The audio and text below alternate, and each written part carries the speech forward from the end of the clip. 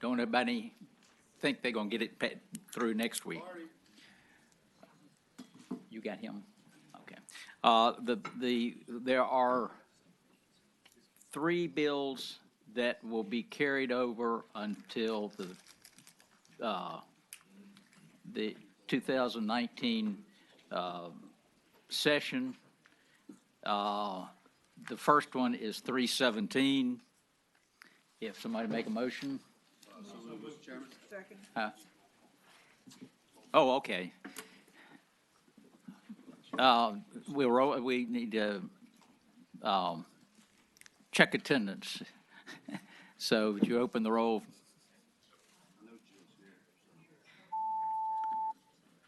Please. Okay. Suspend for 1 second.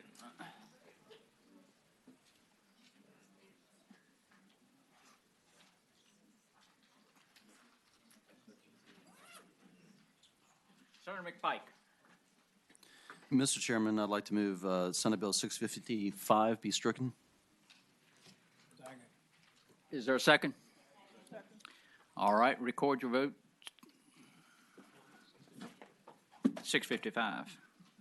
I'm sorry, 655 or 2? Thank you, Dick. Oh, I'm so sorry. 655. Record your, close the other vote. All right, record your votes to strike that bill. 655. 55.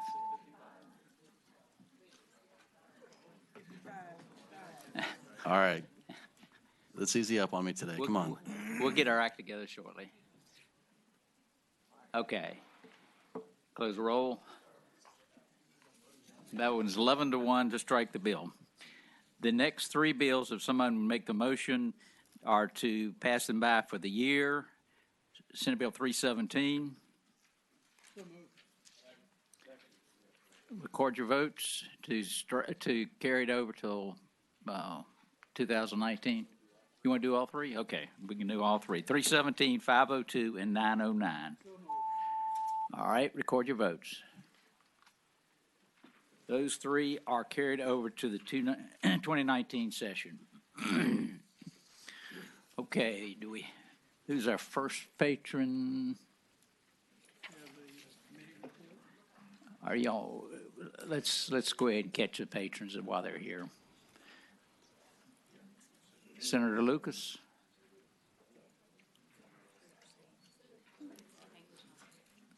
Okay, is he? All right, Senator Cosgrove. Thank you, Mr. Chairman, members of the committee. I have Senate Bill 799 for your consideration today. And Mr. Chairman, with your permission, I'd like to pass these for the committee. Is there a substitute? Yes, sir, there is a substitute. Is there a motion to adopt the substitute?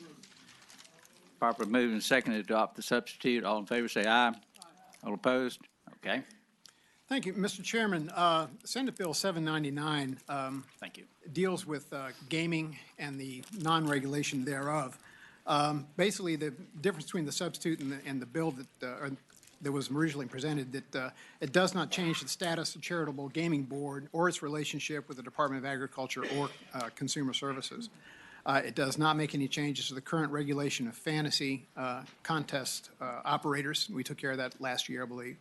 It also removes language vesting the board with authority to investigate illegal gambling and requiring the board to establish a memorandum of understanding with the state police, thereby putting the investigation where it should be, Mr. Chairman. In broad strokes, here's what the substitute does. It establishes a regulatory program for electronic gaming devices defined in the electronic and mechanical device that is to be used to play a game of skill. It requires the approval of electronic gaming devices by the board as games of skill and the registration of each device. The department will establish a program for periodic testing and inspection for all approved electronic gaming devices. The owner of a place of play, a defined term in the substitute, is required to register each electronic gaming device to have an approved charitable organization to receive a percentage of the gross receipts generated by the electronic gaming device. And regulatory program includes registration of suppliers and manufacturers of electronic gaming devices. The department is provided with an enforcement power similar to those granted for the regulation of fantasy contests. Mr. Chairman, should the bill pass your committee, I believe it needs to go to Senate Finance. Okay. Mr. Chairman, what this bill does is it actually would regulate a form of gaming that's currently being unregulated at this point in time. These electronic games are in mostly rest stops, truck stops and that type of place. But these games are considered a, quote, game of skill. And if you look at the handout that I gave you, basically they are intimating that these games of skill are legal via ruling by the Attorney General's office and ABC. That is actually a fallacious statement, Mr. Chairman. I asked, and this is what it looks like. Vanna is here with the turning the letters for you. Mr. Chairman, we have games that fall under charitable gaming now, bingo and other things that the Fraternal Order Police or other church groups do. And those games require that a certain percentage of the gross receipts go to charity. All this bill does is puts all these games under the same auspices, requiring the same benefits going to charity that currently are so under the Department of Gaming. Mr. Chairman, we have several people here to speak in support of the bill, if you so desire. Thank you. Is there anyone wish to speak in support of the bill?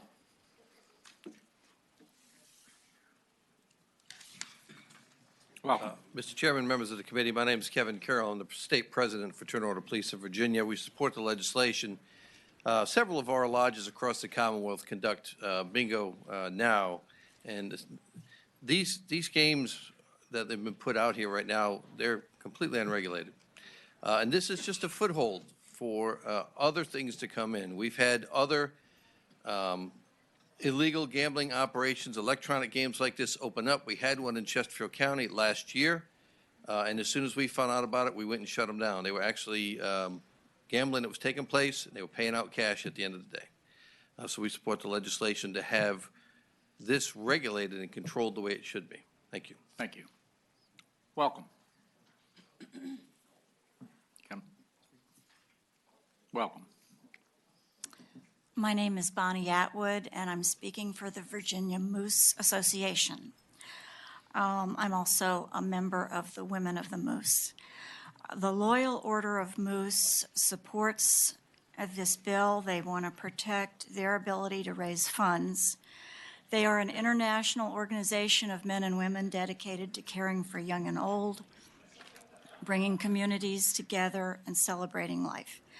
With a combined membership of 1 million members, the presence is felt in 1,500 communities all across the country. The Moose organization contributes between $75 and $100 million worth of community service. This is largely through the charitable gaming. In Virginia, we have 53 local Moose lodges with 35,000 individual men and women members and their families.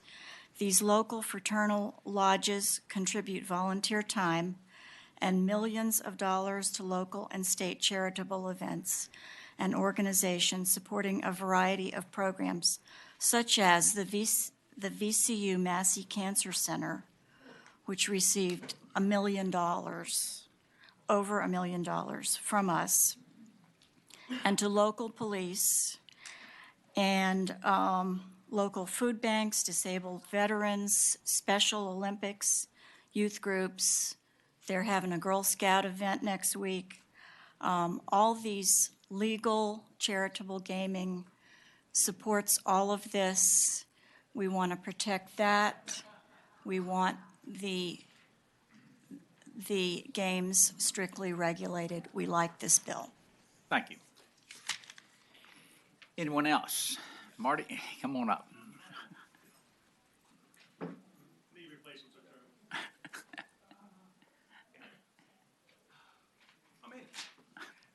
Sorry for the delay. Mr. Chairman, members of the committee, good afternoon. I'm Marty Williams, but I'm past president of the FOP, but today I'm going to take this off.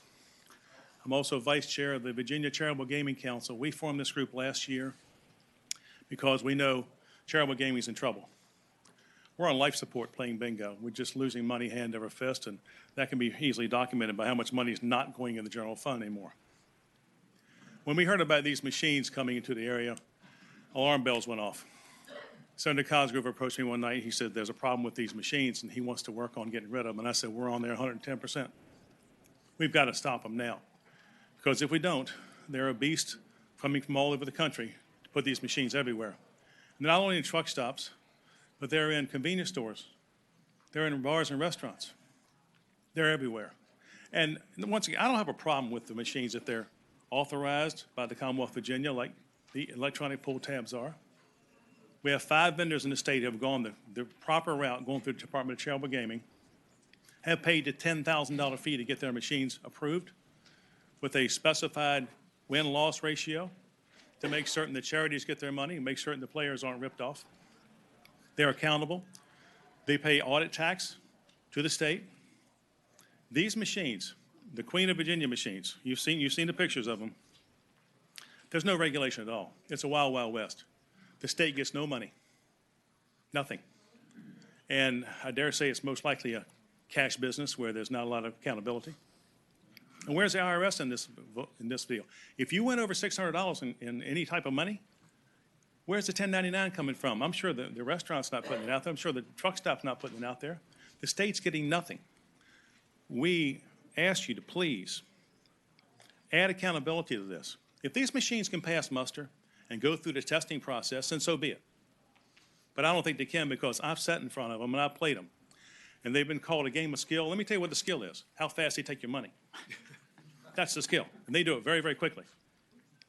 So I know there's been a lot of controversy about ABC and the AG's office and all that, but let's put that aside for a minute. These machines are dangerous. They're dangerous to everybody. There's no regulation of what the age is going to be when they're going to be played. They're just a total travesty for charities, especially. Now, we also understand that a lot of the restaurants, et cetera, are afraid of losing the revenue they're getting from these things, because there's almost 600-700 of these out there, and they come in every day. And we understand that. We say simply, okay, if you want to put these machines in your establishment, then get the licensed and approved machines in there. But let the charity help you with that. Because if you've got a sponsorship of charity, the charity's going to make sure, number one, the state gets their portion through the audit and administrative fee. Number two, the IRS is satisfied. And number three, they're permitted. And just think about walking into AJ Gators and see 4 or 5 of these machines there, sponsored by Massey Cancer Center, sponsored by Children's Hospital of the King's Daughters, sponsored by Habitat for Humanity. It's a process. The first step is looking through 799, and please, let's get this ball rolling to stop these machines now, because without them, we're in trouble. Thank you. Mr. Chairman. Thanks so much. Mr. Chairman, down here, Sir. a question for Mr. Williams. Yes, Not Sheriff Williams today. it's okay. I had 2 questions for him and 1 question for council. Maybe council can work on this while I'm asking my question, but I'd like to see whatever the existing definition of game of skill is. I can't find the Attorney General's opinion. I'm not clear whether we're changing it by statute or what, but if you have some source material I could look at, that'd be useful. For the gentleman speaking, what basis do you have, or what basis do you have to say that it's these machines that are causing bingo's decline and not something else, number one? Number two, I'm not clear what part of this bill fixes your problem, and I'm curious if you could direct me to that. Maybe Senator Cosgrove could also. One of the bases is the fact they're usually opening up right beside bingo halls. That's where they're putting them at. And they're just like the the sweepstakes. Sweepstakes are now disguised as vapor shops, jewelry stores, things along that line. Because, believe me, I'm on the Planning Commission in Chesapeake. We've dealt with them really, really severely through zoning, because, unfortunately, they always find a way around everything that the sweepstakes do. These machines are the same way. They're finding around everything. And as far as the AG's opinion, I don't think you're going to find one, except for the fact that he agrees that ABC can make an opinion. That's my understanding. I haven't seen that either, sir. I've looked. But bingo this is the worst year ever for bingo in the Commonwealth of Virginia. 2017 was. Worst year ever. Attendance is down. And in interviewing the players that come into the four halls the FOP involves is because they say, we have other places to go now. And they name places like this that they go. They go to the truck stops. They go to the restaurants that have the machines.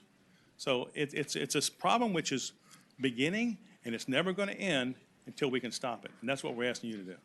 Mr. Chairman, And it's horrible. and again, if you could show me what in this bill fixes your problem. I mean, I see this sets up a board and it defines a game of skill and it says you have to get a machine approved before you can use it and all that, but I'm not clear what in this bill would get rid of these machines you're Yes, unhappy sir. I'm about. going to leave that to the legal guys, if that's okay, sir. Okay. Mr. Chairman, if I might, we're not establishing a new board. We're just basically putting all of the games, whether the games of skill, games of chance, under charitable gaming. All right, so basically, we're not creating a new board. I had intended to do that, but the cost, I thought, probably would spell a different outcome for the bill. What we have is, there's not a direct competition between bingo and this electronic gaming or whatever. I mean, basically, the big difference is that those games that are played by the Moose Lodge, by the FOP, by religious charities, those monies go to specific, well-intentioned groups, such as, let's look at just FOP Lodge number 9 in Chesapeake. Those funds go to the Special Olympics, Shop with a Cop, Fallen Officers Survivor Funds, and things like that. Okay. Each one of these organizations has their own charity that they support and sustain through this gaming. Let's see if there's any opposition to the bill. You bet.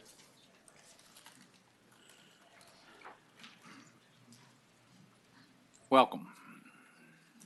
Eddie Ailiff, Virginia Assembly Independent Baptist, and I appreciate Senator Cosgrove talking to me prior about this bill. My problem is, this is a huge, all of a sudden change, and I think Senator DeStef made a good point in one other committee of, this is a lot to digest in this short period of time.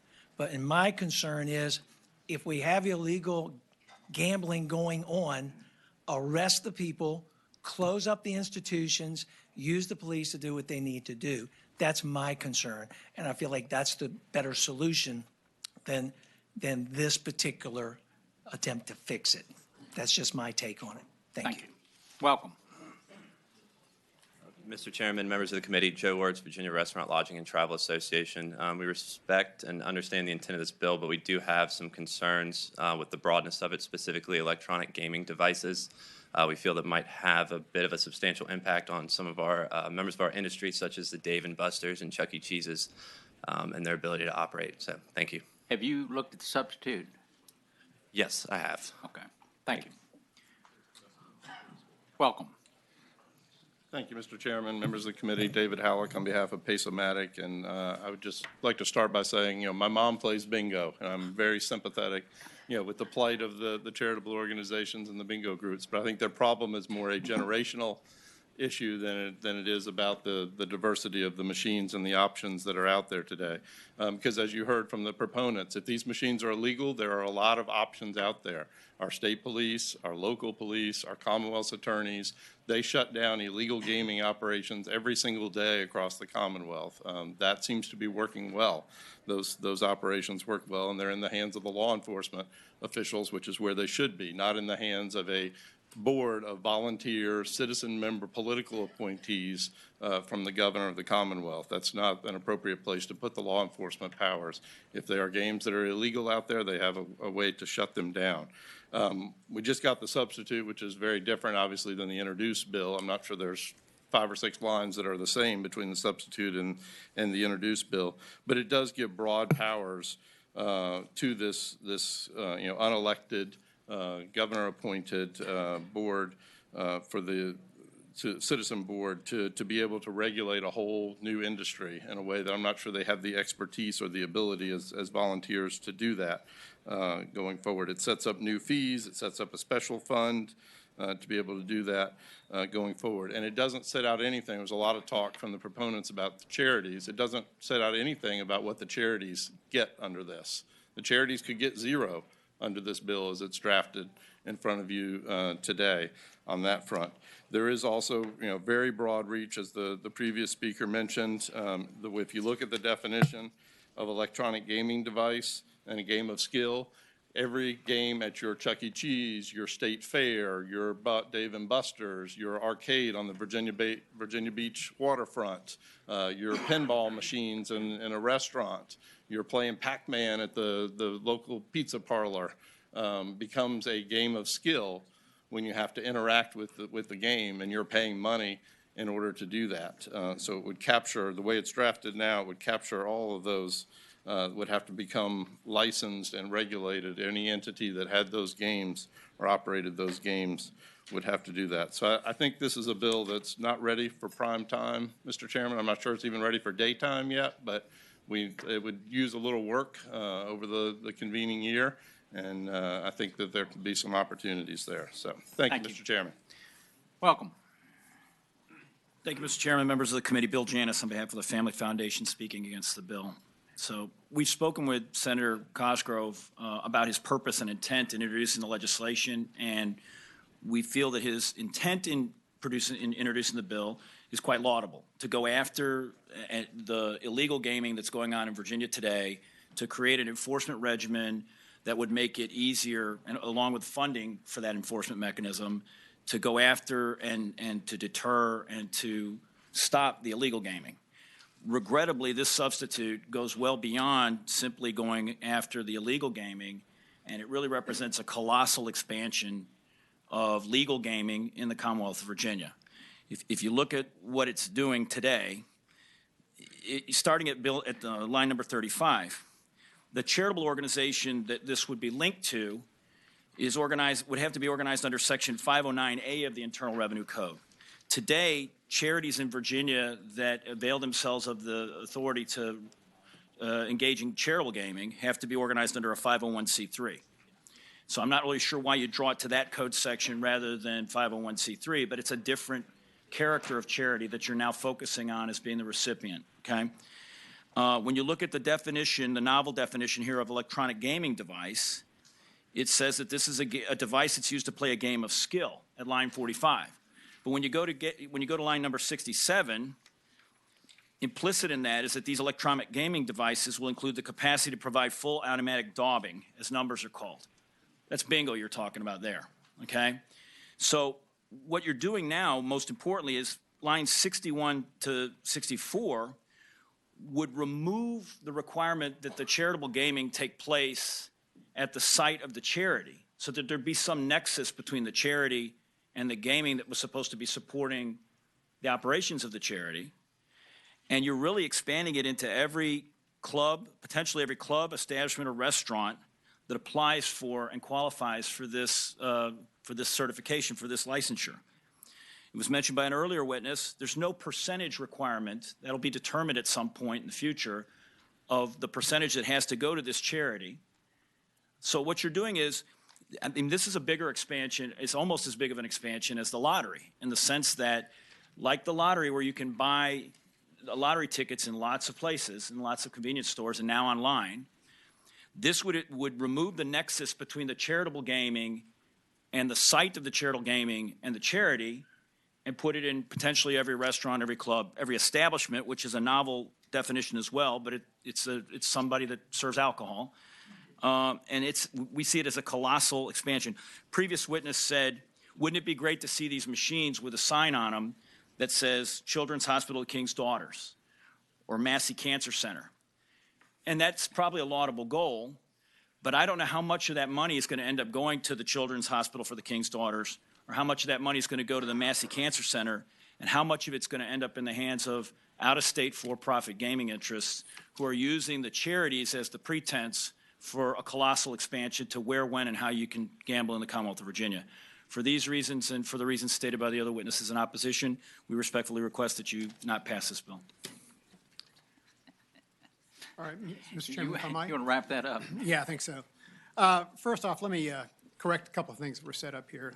This does not grant the board law enforcement privileges. That goes through the state police, as well defined in the bill. Secondly, it was stated that, basically this is a colossal, mentioned 4 or 5 times, colossal expansion. It's not. What happens now, Mr. Chairman, if nothing happens with this, these games will proliferate on their own because they're already in restaurants now. If, basically we say, all right, we're going to look at it for another year. They did that in Ohio, and over that year, they saw another 7,000 or 8,000 of these machines proliferate. And I'd actually be willing to bet that there's probably somebody that has a letter into the ABC or the AG's office asking for a letter, just like they got, from this one. Mr. Chairman, members of the committee, this is something that needs to be taken care of. We're just looking to get all this gaming on a level playing field, so that everybody's playing by the same rules, and so that charities thrive. If we don't do this, remember, one of the witnesses was right. Basically, charities will get nothing, zero, just like they're getting now. And, we've put gaming, so it benefits charities in the past. Lottery benefits the education fund. Mr. Chairman, this bill's time is now, and I hope it'll be the pleasure of the committee to pass the bill. All right, if there is a motion to approve, it will have to go to finance. Absolutely. So is there a motion?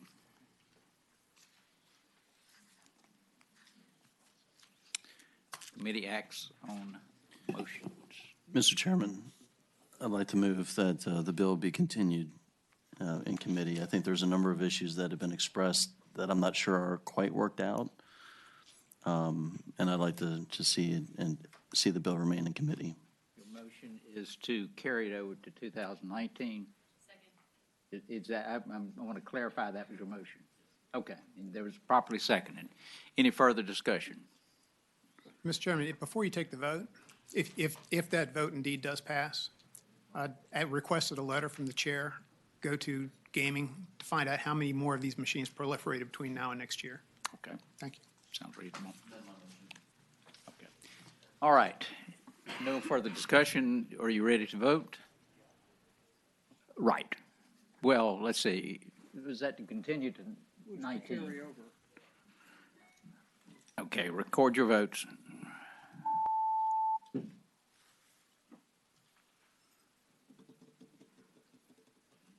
The vote to carry it over is 11-3. All right, thank you, Thank Mr. you. Chairman. Okay. Let's see. The, David, were you next? Yeah.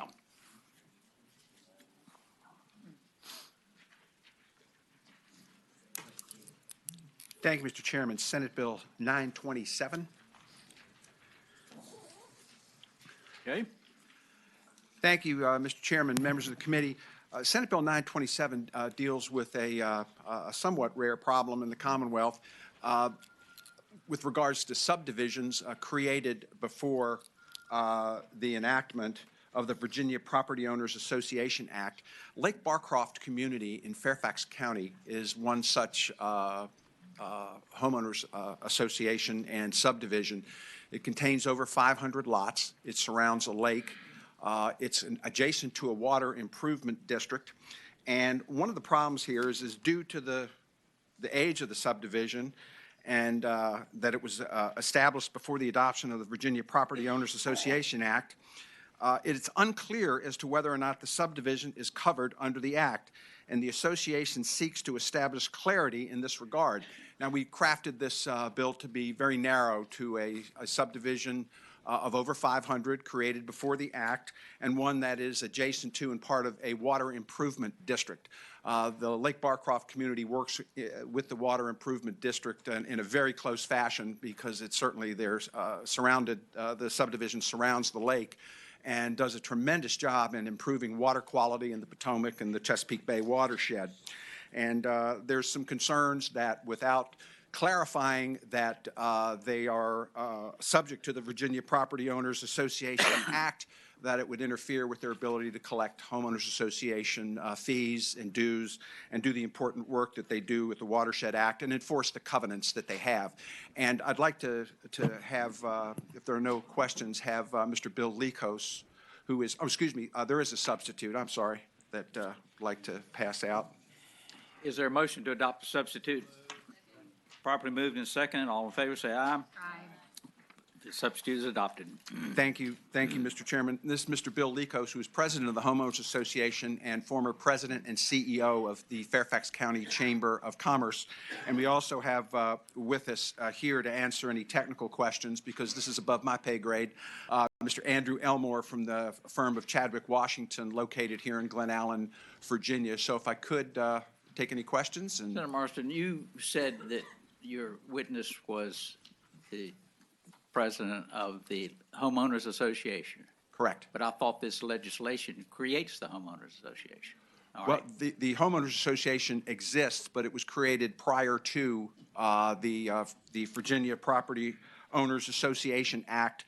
So they're trying to clarify and make sure, because they were created before the act, that they can do the things outlined in their covenants.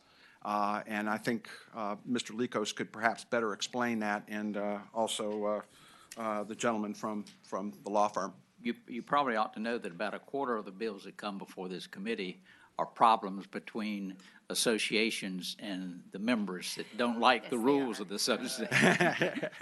I understand. I don't think that is a significant issue here. It's just clarifying that Not yet. whether you like or don't like the rules, whether there's making sure there's the authority to do that. So if I could, unless there are any questions. I'm sorry, Senator DeSette. Mr. Chairman, I had a quick question of the patron. Mr. Chairman, Senator Marston, I know that you're specifically trying to narrow this to handle one development of over 500 lots up in Northern Virginia, but how many other developments, how many other groups does this affect across the state? I believe the answer to that, although Mr. Likos will probably be able to verify it, is none, because we've included that it has to be part of a water improvement district, which there are not a significant number of those attached to or adjacent to a homeowners association. Mr. Chairman, follow-up question. Continue. Senator Morrison, are you certain of that? Because I know there's water improvement districts associated with a lot of developments throughout Virginia. I believe my seatmate here just said there's one in his district, and I'm pretty sure we have one or two in my district. I could be wrong on that. Mr. Chairman, parliamentary inquiry. The bill only applies to communities within a county executive form of government, which will only be Fairfax County, I think. Is that right? That is correct. Mr. Chairman, follow-up question. Continue. So then would we refer to this as specific special legislation? So would this require 66% to pass? Amigo. Thank you, Mr. Chairman. No, it wouldn't be special legislation because of the way that it's crafted. All right. Any further questions? Patron. All right. If I could, Mr. Likos. Senator Wicks. I'm not sure if this is for the patron or for the gentleman from Lake Barcroft, but how have they been enforcing their covenants for the last several decades? I will turn that over to Mr. Likos. Okay, welcome. Great questions. Lake Barcroft is unique because there's never been any controversy or disputes between any resident and our homeowners association. You want to create some. Over 70 years, not at least none that come to mind. Let me share sort of our history, and I think it'll put it in context. And it is a very unique community. The lake itself was actually the original water reservoir for the city of Alexandria. When it became too small for that, it was developed residentially beginning in the 50s, 60s, and 70s. Because different deed restrictions, although very, very similar, were recorded over that time, it results is that there is not a single declaration as currently defined under the Property Act. 15 years ago, we asked our counsel from same law firm, Chadwick Moriarty, as to whether the association, which has had multiple iterations of associations formed to both preserve the lake, protect the lake, operate the homeowner associations, whether or not we were covered. And we did that largely to provide clarity to our residents so they would know their rights under governance. 15 years ago, we were advised that we were, in fact, covered by the Act at that time. And for 15 years, we've acted in good faith as if the Property Owners Act applied, and therefore, whenever we've had questions of governance or, we've acted under the act. Recently, council has advised us that due to multiple changes in case law that have occurred over the 15 years, that now the matter of having a single declaration may in fact, and the fact that we don't have a single declaration may in fact mean that we aren't covered by the act.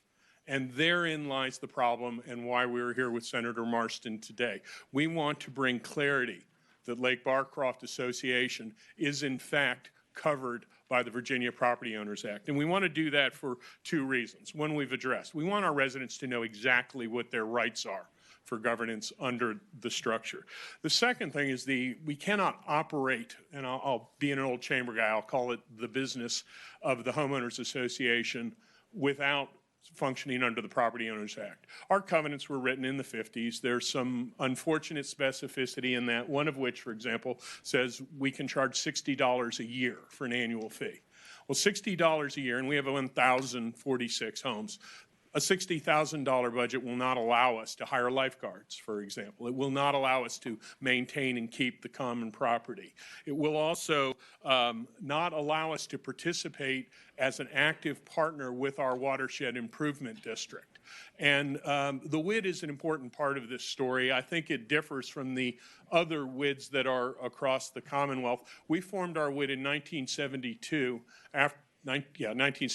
after Hurricane Agnes drained Lake Barcroft, flooded the city of Alexandria, and we had no other mechanism for rebuilding the dam.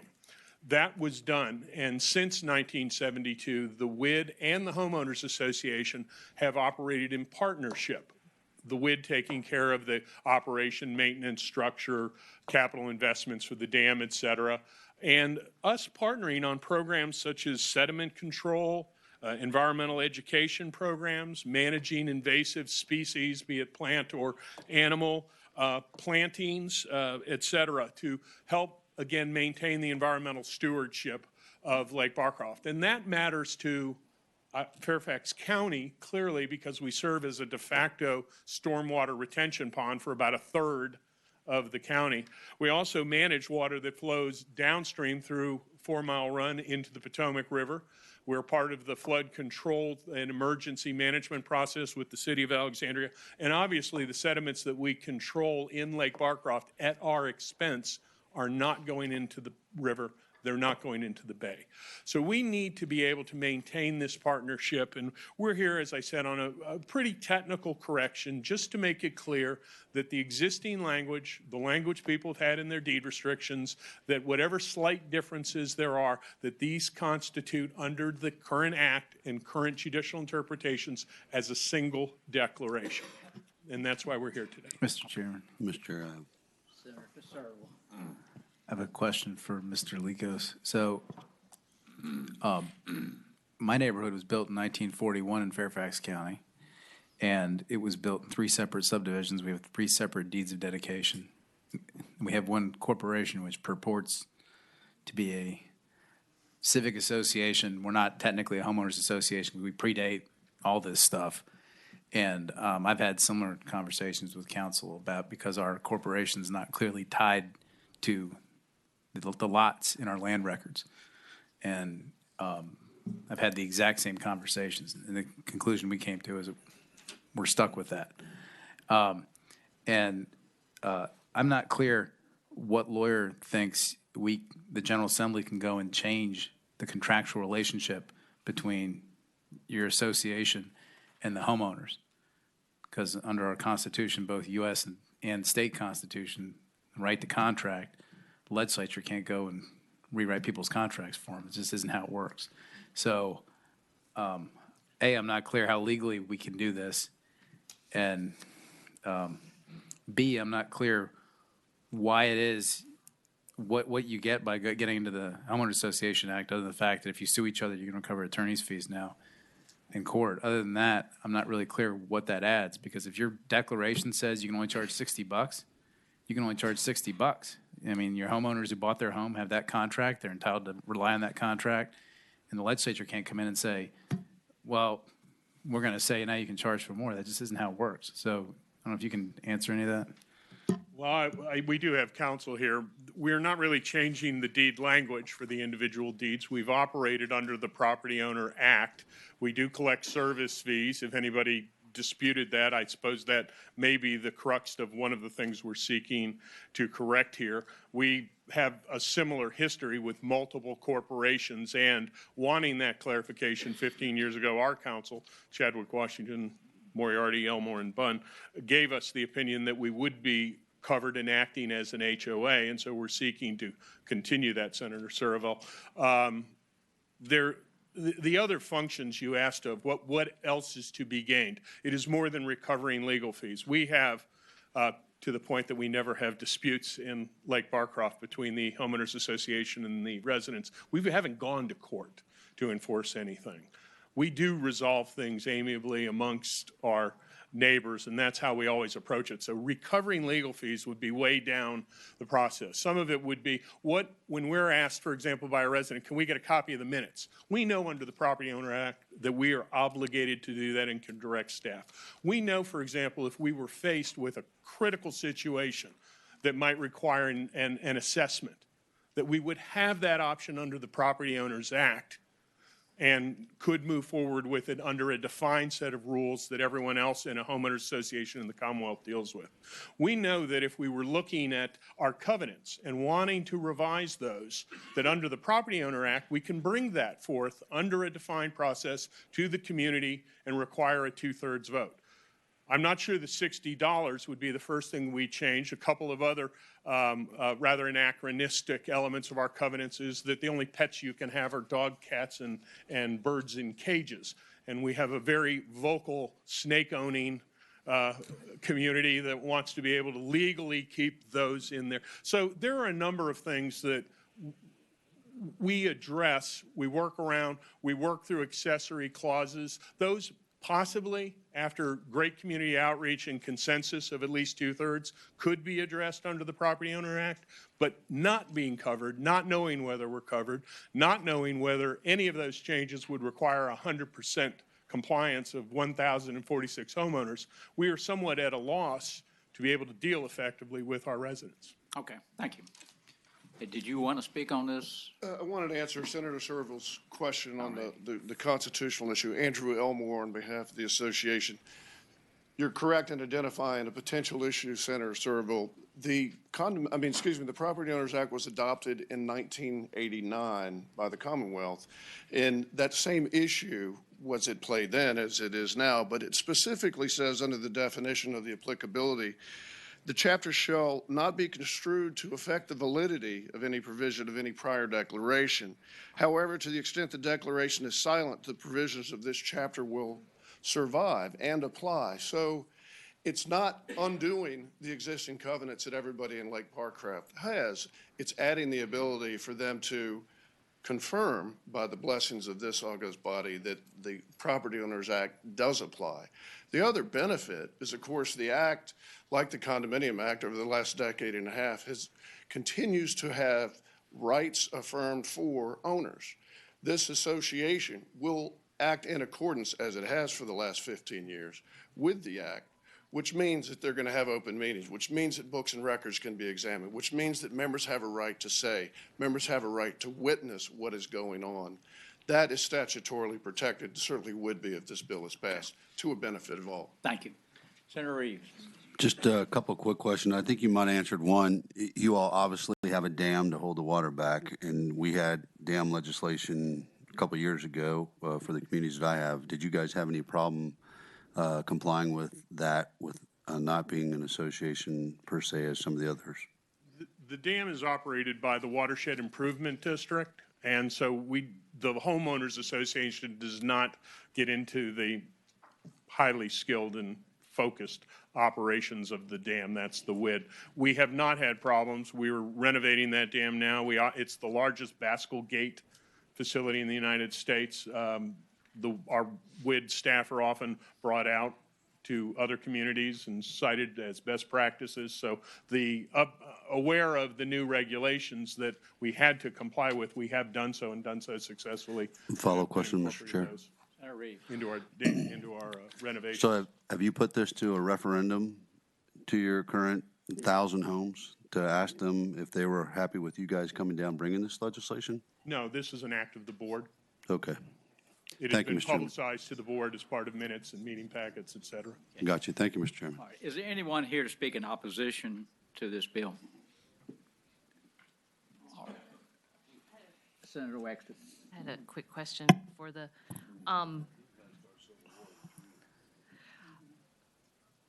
language that was stricken, I guess, from this, from the bill before the substitute, and may just have been changed, provides that any development established prior to the enactment of the former Subdivided Lands Sales Act may specifically provide for the applicability of the provisions of the chapter.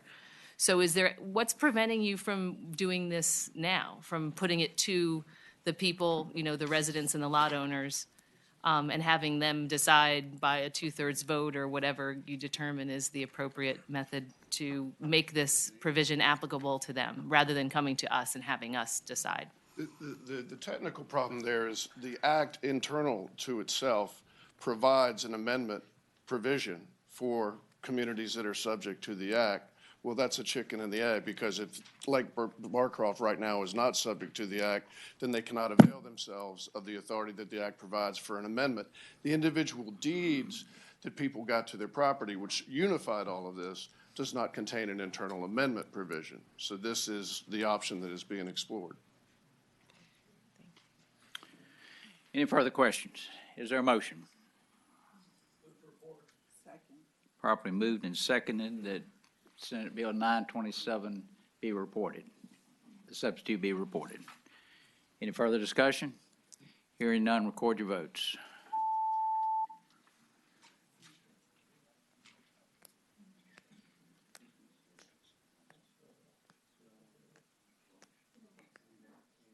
The bill fails for report 6-8. Thank you, Mr. Chairman. Are you ready for a subcommittee report from Subcommittee 2? Senator Reeves? Mr. Chairman, I'd be happy to present the report. Mr. Chairman, we heard, I think it was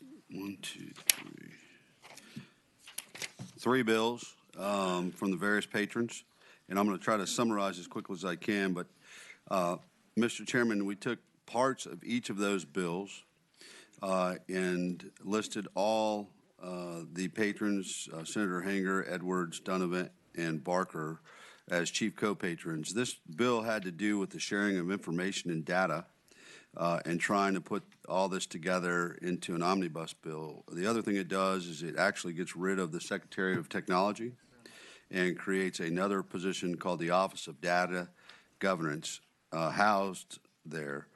There were a lot of stakeholders with this. I think it was a great bill. I know Amigo had some scribing to do. Yeah, well, go ahead, Amigo, if you want to brief Thank you, that Mr. part. Chairman. Amigo. It was actually drafted by my attorney, Lisa Wallmeyer. Mr. Chairman, during that subcommittee, though, there were some parts that, as we were making that sausage, Amigo couldn't just crank out while we're in the subcommittee, and I think that you'll find that the substitute includes all those additional arguments and data that they wanted to make sure that were included from all the stakeholders. So I think it's a pretty comprehensive bill that allows us to move forward to develop quantifiable data and keep some of that data secret. And anyway, there's going to be a price tag to that. But considering that the lead on this is the Chairman of Senate Finance, I think he has figured that out. Senator Reeves, your motion is to roll Senate Bills 459, 719, and 830 into Senate Bill 580? Yes, and list all those, Edwards, Donovan, Barker, along with Senator Hanger as chief co-patrons. Okay. Is there a second? Second. Properly moved and seconded. Record your votes. Okay. That passes 14 to nothing. Okay. Mr. Chairman? Senator Evans? Yeah, if I could ask ask Senator Reeves, when we had the discussion, we talked about the formation of the committee.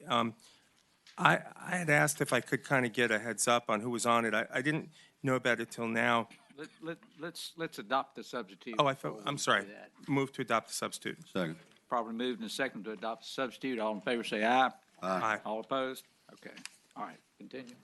Yes, I was kind of curious. The people on the committee referred to in the enactment clause, it looks like a lot of them are people appointed by the General Assembly and the governor or so forth with the Attorney General, but I don't see a lot of data specialists other than the Chief Data Officer of the Commonwealth, and I was wondering if I'm missing that or if there'd been any consideration to appointing some more professionals with expertise. Mr. Chairman, if I could yield my time to Senator Donovan. I think she can answer Senator Evans' question. Senator Donovan. Thank you, Mr. Chairman. Yes, astute observation, which we have also picked up on. And so the idea is this board will do the technical job of figuring out how to align this data in a way where it can be protected and blinded. The Attorney General's office will be represented on that committee. So one of the processes and changes that you'll see as this goes through finance and goes on is further development of that board and deciding how we can actually get together the group that needs to do the work as well as the group that needs to bless the work. Okay, Mr. Chairman, just one more question. Just a suggestion, if it goes to finance and so forth, perhaps some of the people appointed by the Committee on Rules, the Speaker, and so forth, could be specified to be, I don't know what the term is, data dissemination or whatever the right term is, cyber or something or other experts. Often we specify the types of people to be appointed. Maybe we could specify some of them fit that. Mr. Chairman, I'd hate to try to tell the House how to do and who they want to assign, but I understand Senator Evans.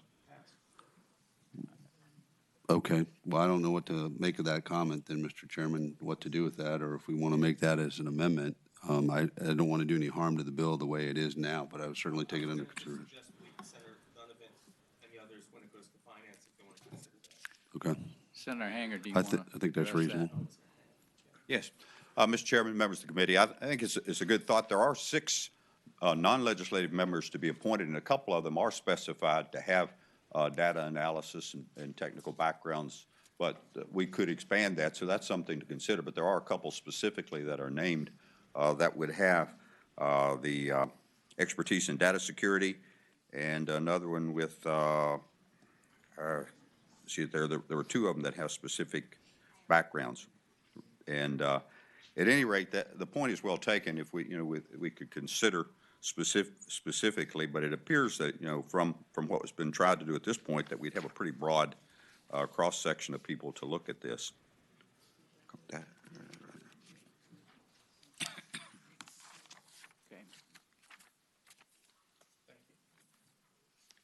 Any further discussion?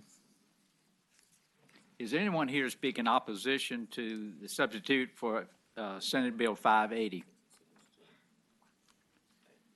Is there a motion? Second.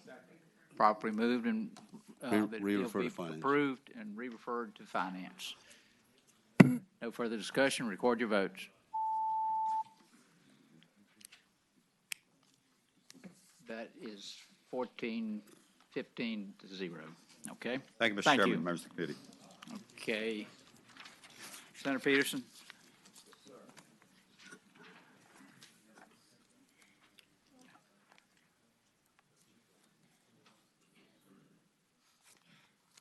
Mr. Chair, members of the committee, this is Senate Bill 424, which will be the second bill you've heard on the Virginia Gaming Commission, but hopefully this one will be a little bit simpler and we'll get a better reception. Basically, the upshot of this bill is to reorganize the Virginia and establish the Virginia Charitable Gaming Commission, in which the commission would have control of charitable gaming in the Commonwealth, and it would do, among other things, regulate bingo, fantasy, and it would have the budget to hire its own staff, set its own budget.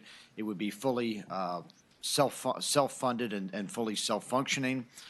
somewhat akin to DGIF, where it would be completely what we call a Callahan Act, self-funded and not reliant on general fund. It would have 11 members, which are laid out within the body of the bill. And it would establish a charitable gaming fund.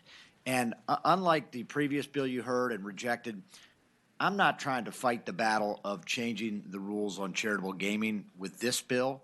I would like to see them expanded someday, but that's not what this bill is about. This bill is really putting in place a structure. So if and when the General Assembly in its infinite wisdom does choose to perhaps move out in a different path on charitable gaming, that we would have, again, a self-policing body to watch over it. It would still rely on the state police to for any criminal powers, while it would have subpoenas and some limited administrative powers. It itself would not initiate criminal investigations, but rather would refer those to the state police. So I've got some very excellent backup speakers, and I would defer to them before I have to get too deep into the weeds. Okay.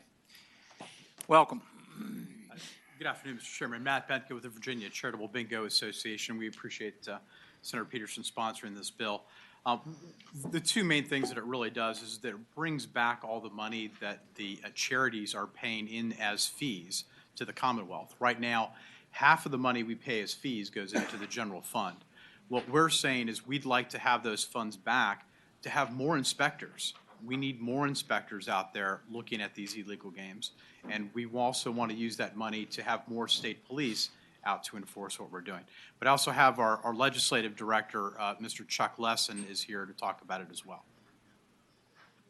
Chuck. Thanks. Mr. Chairman, members of the committee, I'm Chuck Lesson. Thank you. I am the legislative director for the Virginia Charitable Bingo Association. I'm also currently serving on the state board for charitable gaming. As Matt said, this bill does a number of things. I would like to say, in a more general way, that in 15 years of bringing gaming bills, this bill has the potential to do more good for our state charities than any other bill that we've ever brought. Essentially, it establishes a commission like the Horse Race Commission. Some may know that that body brings in maybe $70 million a year. Charitable gaming brings in almost $700 million a year. The vast majority of that goes back out to our patron and prizes, but it is a big industry, and each year the Commonwealth decides to peel off a little more and a little more of our fees, and our industry goes down and down and down. So what this bill does, it will reverse that. It establishes a commission of 11 members. Right now, the 11 members we have serving on the Charitable Gaming Board, out of those 11, 4 of those folks come from charities that have bingo licenses. One comes from law enforcement, and another comes from landlords and supplier. We want to sort of reverse that, and we would like 8 of the members to come from charities that have licenses to conduct bingo. Experts in the field who've been doing this for years and years, and who can really have significant input into our board and the direction of gaming. We certainly would like this new commission and its board to have the power to set its own budget and hire our staff. We'd like to establish this fund as a special fund that can only be used for the administering and enforcing of charitable gaming laws and regulations and fantasy contests as it currently exists. We'd like to be able to educate our charitable organizations and players and promote charitable gaming. We'd like to require that the commission will revise its fees levied by it for issuing gaming permits and supplier registration or renewal thereof, so that the fees are sufficient to cover our expenses but not excessive. Again, a Callahan Act type agency. One of the things in the bill that makes it unique, we heard from the previous bill, there is a proliferation of illegal games in Virginia, and to that we can all agree. One of the things this bill will do, if we are able to maintain possession of all of the fees that we pay in as charities, we'd like to use a small amount of that to contract with state police, as it were, to have 2 full-time state police investigators that will dedicate their time to shutting down all of the illegal gaming in Virginia. One of the things our organization does, we chase like whack-a-mole every year all around the state, meeting with police departments, chiefs, and Commonwealth's attorneys, all of whom tell us the same thing. We know this illegal activity is happening, but we're prioritizing and we can't get to it. If we're able to keep our own funds and contract with state police, we will have 2 full-time folks that we are paying for as the charities, and they can go out and keep a watchful eye on those that are gaming illegally and essentially competing with the charities that have the legal privilege to do this and are being robbed essentially of our charitable profits. So we've spoken to a few people on Senate Finance. We feel like we've had some very good opening discussions, and we ask that you re-refer this bill to Senate Finance. Thank you. Yes, sir. I had a constituent who came down at particular issues. Welcome. Good afternoon, Mr. Chairman and fellow senators. My name is Frank Wojciech, and I'm retired. I worked 35 years for our defense industry in contractual and financial matters. I began playing this fantasy sports. I support the bill, and my comments pertain to the section on regulating fantasy bill license fees. As I said, I played a small business season-long games since the mid-1990s, and I continue to do so, hobby and recreational, to take my mind off my work. There is a fee of $50,000 included in the legislation. The fee is one size fits all. It's irrespective of the number of players in the game and irrespective of the revenue raised. This, unfortunately, has caused the small business operators to leave the marketplace because you simply can't afford trying to amortize $50,000 over a playing base of 125 people, the normal amount for the small operators and the hundreds of thousands who play the daily fantasy games. So I'm proposing that amendment be offered that appears right now. We want to amend section 59.1 with the words that the initial fee for an application for registration in accordance with this act shall be $50,000. Thereafter, the fee for an application for registrations shall be set by the commissioner, except that the small fantasy contest operator shall pay an application fee of $100,000 under this act until they exceed the $1,500 player threshold in the Commonwealth of Virginia. This legislation is Senator Peterson's legislation, so I have to turn to him whether you want to amend your bill. All right, here's what I'm going to do. I'm going to sort of play this by ear. If the committee advances this, I'm going to work with my constituent on either doing a floor amendment or perhaps taking this up on the House side. I need to sort of examine this. I do think it's important, though, once we set up this commission, that these issues such as fantasy and the thresholds, that would be something appropriate. But I think the details of this is something I'll probably catch at another point. Okay. Is there anyone here in opposition to Senate Bill 424? If there is a motion to pass, it would be to pass and re-refer to finance. Is there a motion?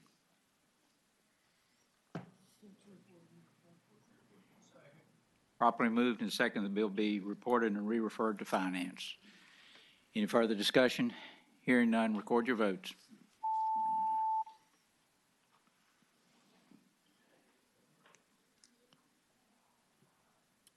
Ayes 9, no 6. Okay, that bill is re-referred to finance. Senator Lucas. Good afternoon, Mr. Chairman, members of the committee. I understand that my name was called first, but I was over in Commerce and Labor trying to leave a proxy so I could get here. I wish I'd gotten here sooner.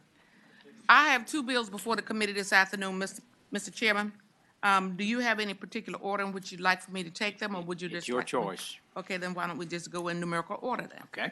All right, let's start with Senate Bill 850. Now, I want to start by saying back in the early 90s, before any of you all were elected to the Senate, any of you on this panel, I introduced the bill to try to advance equity for small women and minority-owned businesses. And I think there might be one person in the audience who remembers SJ 12. When? 20-some years ago, we tried to do this. The purpose of the bill is to codify the provisions contained in Executive Order 20, Advancing Equity for Small Women and Minority-Owned Businesses. The provisions incorporated in Executive Order 20 by the McCullough administration for the first time in Virginia's history address the egregious disparity in state procurement contracting for minority and women-owned business enterprise, documented in 2 independent studies authorized by the General Assembly in 2004 and in 2010. We believe the provisions contained in Executive Order 20 should be incorporated into law, the Virginia Public Procurement Act. Prior to issuance of Executive Order 20 in 2014, minority and women-owned businesses only received 1.50% of $75 million in procurement contracts statewide, of over $5 billion issued by the state to the private sector. Since the issuance of Executive Order 20 on July 22nd, 2014, minority and women-owned businesses have received over $1.2 million in state procurement contracts. Not only have minority and women businesses benefited from the provisions contained in Executive Order 20, but all of our small businesses in the Commonwealth. While this does not eradicate the disparity in the state's procurement contracting system, it is a step in the right direction. Executive Order 20 creates a class of small businesses called micro businesses that have 0 to 25 employees who must be certified by the Virginia Department of Small Business and Supplier Diversity, and it expands set-aside established by previous administrations since 1978 for small businesses to ensure that they have access to the state procurement contracting system. Virginia has over 638,643 businesses that have 250 employees or less and gross an average of $10 million annually. By current definition, 97% of businesses in Virginia are considered small micro businesses with 0 to 25 employees. Approximately 92 to 95% of all employees in Virginia work for a micro business. Research shows that 77% of all firms in the U.S. are micros in size and employ over 50% of all U.S. workers. Micro businesses drive the economy.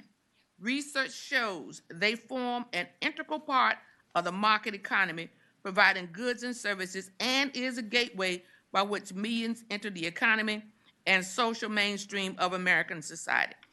I have several members here from those various businesses who came to support this bill this afternoon. Before I go further, I'd like for them to stand. Oh, are you there?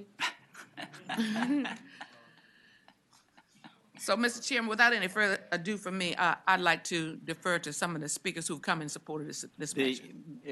Senator Lucas, because there's so many behind you, we're going to set it at 5 minutes for both sides. Is that reasonable? Fair enough. Okay, thank you. Welcome. Welcome. Thank you. I am Dr. James Allen. I'm the president of Virginia Beach Interdenominational Ministers Conference, and I'm also a micro business owner. I am standing here in support of what Senator Lucas has told you all, for all the factual information that as micro businesses do for the state of Virginia. There is no reason that we can see why this will not be codified. As a matter of fact, to not codify it, there's a notice that you do not care about micro businesses and that we are not important. So we're asking you to take a good hard look at the financial businesses, take a good hard look at the numbers, take a good hard look at the economic growth that we bring to the table, take a good hard look at what it means not only to the minority communities, but to the whole of the state of Virginia. Our businesses are driving this state. We need to have this codified. Thank you. Thank you. Welcome. Mr. Chairman, members of the committee, Senator Lucas, my name is Al Bowers. I'm the president of the Black Business Alliance of Virginia. I'm also a business owner, and I am here in support of this bill for several reasons. In 1972, at Virginia State, they passed something called the OMBD Department, Department of Minority Business Enterprise. and was supposed to enhance minority business getting opportunities with the state. Then it was diluted. And now we have Executive Order 20. While it's not a perfect engine to assure participation, it is what we have and our only hope at the moment of assuring that women, minorities, and especially hundreds of people that I represent get opportunities in this state. So we encourage you to codify this bill almost immediately so that we won't lose that shred of opportunity to make sure our people are able to keep their people employed, keep their families fed. Thank you. Thank you. Welcome. Good afternoon, ladies and gentlemen.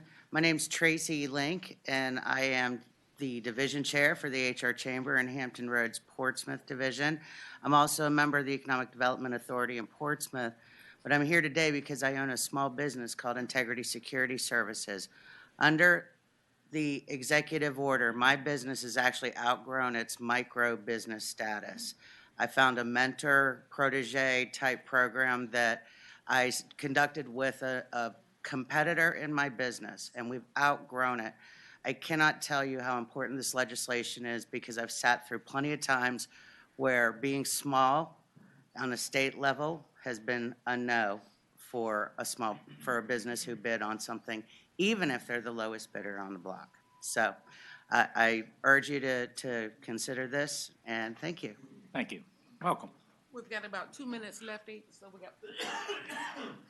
Good afternoon, Chairman and members. My name is Anthony Claude, and I'm a proud business owner here in Portsmouth. I also serve on the Portsmouth Public Schools Minority Women Business Enterprise Advisory Committee. On behalf of our Chairman, Dr. Ingram, and the members of the committee, we ask you to support this Senate Bill 850 to give the minority and women-owned businesses a chance to bid and to win contracts. We have honored the set-aside for small businesses since 1978 to provide equal access to state procurement contracts. The problem is minority and women-owned businesses were left out, but they are qualified to win state contracts and to win state contracts in the private sector. We have received only 1.5% over $5 billion annually, and which is now over $6 million. The provision used by the former administration has worked for this marketplace. We ask that you support this bill. Thank you. Welcome. Good afternoon, Mr. Chairman and members of the committee. My name is Lorena Justin, and I am a retail business owner in the city of Newport News. And I'm also a member of Equipment Business for Success Institute based in Hampton Roads, Virginia. I just wanted to say that this bill is about job creation. If our businesses are not successful, we cannot provide jobs in our communities for the unemployed. We are all tax-paying citizens, and the opportunity to bid and win state government contracts should be afforded to all small businesses. So we ask you to please vote yes and report Senate Bill 850 to the full Senate. Thank you. Welcome. I'm not going to cut you off. Come on up. How many minutes? We're past the time, but just go ahead and as quickly as you can. Mr. Chairman and members of the committee, my name is Joe Fleming, and I'm the pastor emeritus of Third Baptist Church in Portsmouth, Virginia. I'm here today to support Senate Bill 850, introduced by Senator Louise Lucas, who's been a champion, by the way, for minority and women-owned small businesses. And we want to thank our senator for taking a stand for economic justice for all businesses. You are familiar with the progress that has been made, and we are very excited and happy for the action of our former governor, who has seen fit to allow us to have a better system of being able to be more productive because of the recommendation that he made. I was born in Holdenville, Oklahoma, in 1941, and in that city of about 7,000 people, there were 2 people on the city's financial payroll. I cleaned up City Hall for $1 a day, and Mr. Ed Lacey worked on the garbage truck. He couldn't drive, but he just worked in emptying the garbage from Okay, we need to keep moving, so. And I wanted to suggest that the Commonwealth of Virginia set a pattern and a model Okay. for cities like Virginia Beach that need to have a study made. Okay. So I just encourage you to support this bill. Thank you. And we'd appreciate it. Okay. And thank you for giving me a minute. Sure. Sure. Is there anyone here in opposition to Senate Bill 850? Mr. Chairman, members of the committee, Nicole Riley with the National Federation of Independent Business. We represent about 7,000 small business owners. We have some serious concerns with the bill, mostly because our members still have concerns with the executive order that was issued 3 years ago. We have tried to work with the administration on some of those concerns. Some of those concerns were discussed in discussions over the definition of small business, because we certainly agree that our one-size-fits-all 250 or less or 10 million is not the appropriate definition. However, what we don't feel the microbusiness definition does the exact same thing. It's a one-size-fits-all. It doesn't take into account small businesses, particularly that would probably be still considered micro, but it doesn't take into considerations those that are in like commodities, and therefore their revenues are higher because they have inventory. And so those kinds of things were not considered when that executive order came out by setting a new definition or designation. Also, the executive order goes pretty far beyond and sets some new precedent in Virginia public policy in regards to set-asides. The set-asides for small businesses for purchases under $100,000 and then for micro businesses under $10,000, that we've never had codified in Virginia code. And in fact, at the federal level, where they do have some set-asides in some of their procurement policies, the businesses age out after 2 to 3 years in that program, because the point of the set-asides was to help startups, very small micro-type businesses, and frankly, it's a bit of a subsidy for them to get started with their business, and then they graduate out of the program. There would not be this type of provision in the executive order, nor if you codified it. So we think those things need to be discussed if we want to move forward with codifying the executive order. And certainly, just to finish, there has not been an opportunity to discuss with the new administration the concerns that we had with the former executive order. So we certainly think that codifying this at this time is not the time. Thank you. Welcome. Mr. Chairman, members of the committee, Katie Payne with Williams Mullen on behalf of the Associated General Contractors, and I'm also speaking on behalf of the Associated Builders and Contractors who can't be here. Same opposition that Nicole Riley just mentioned.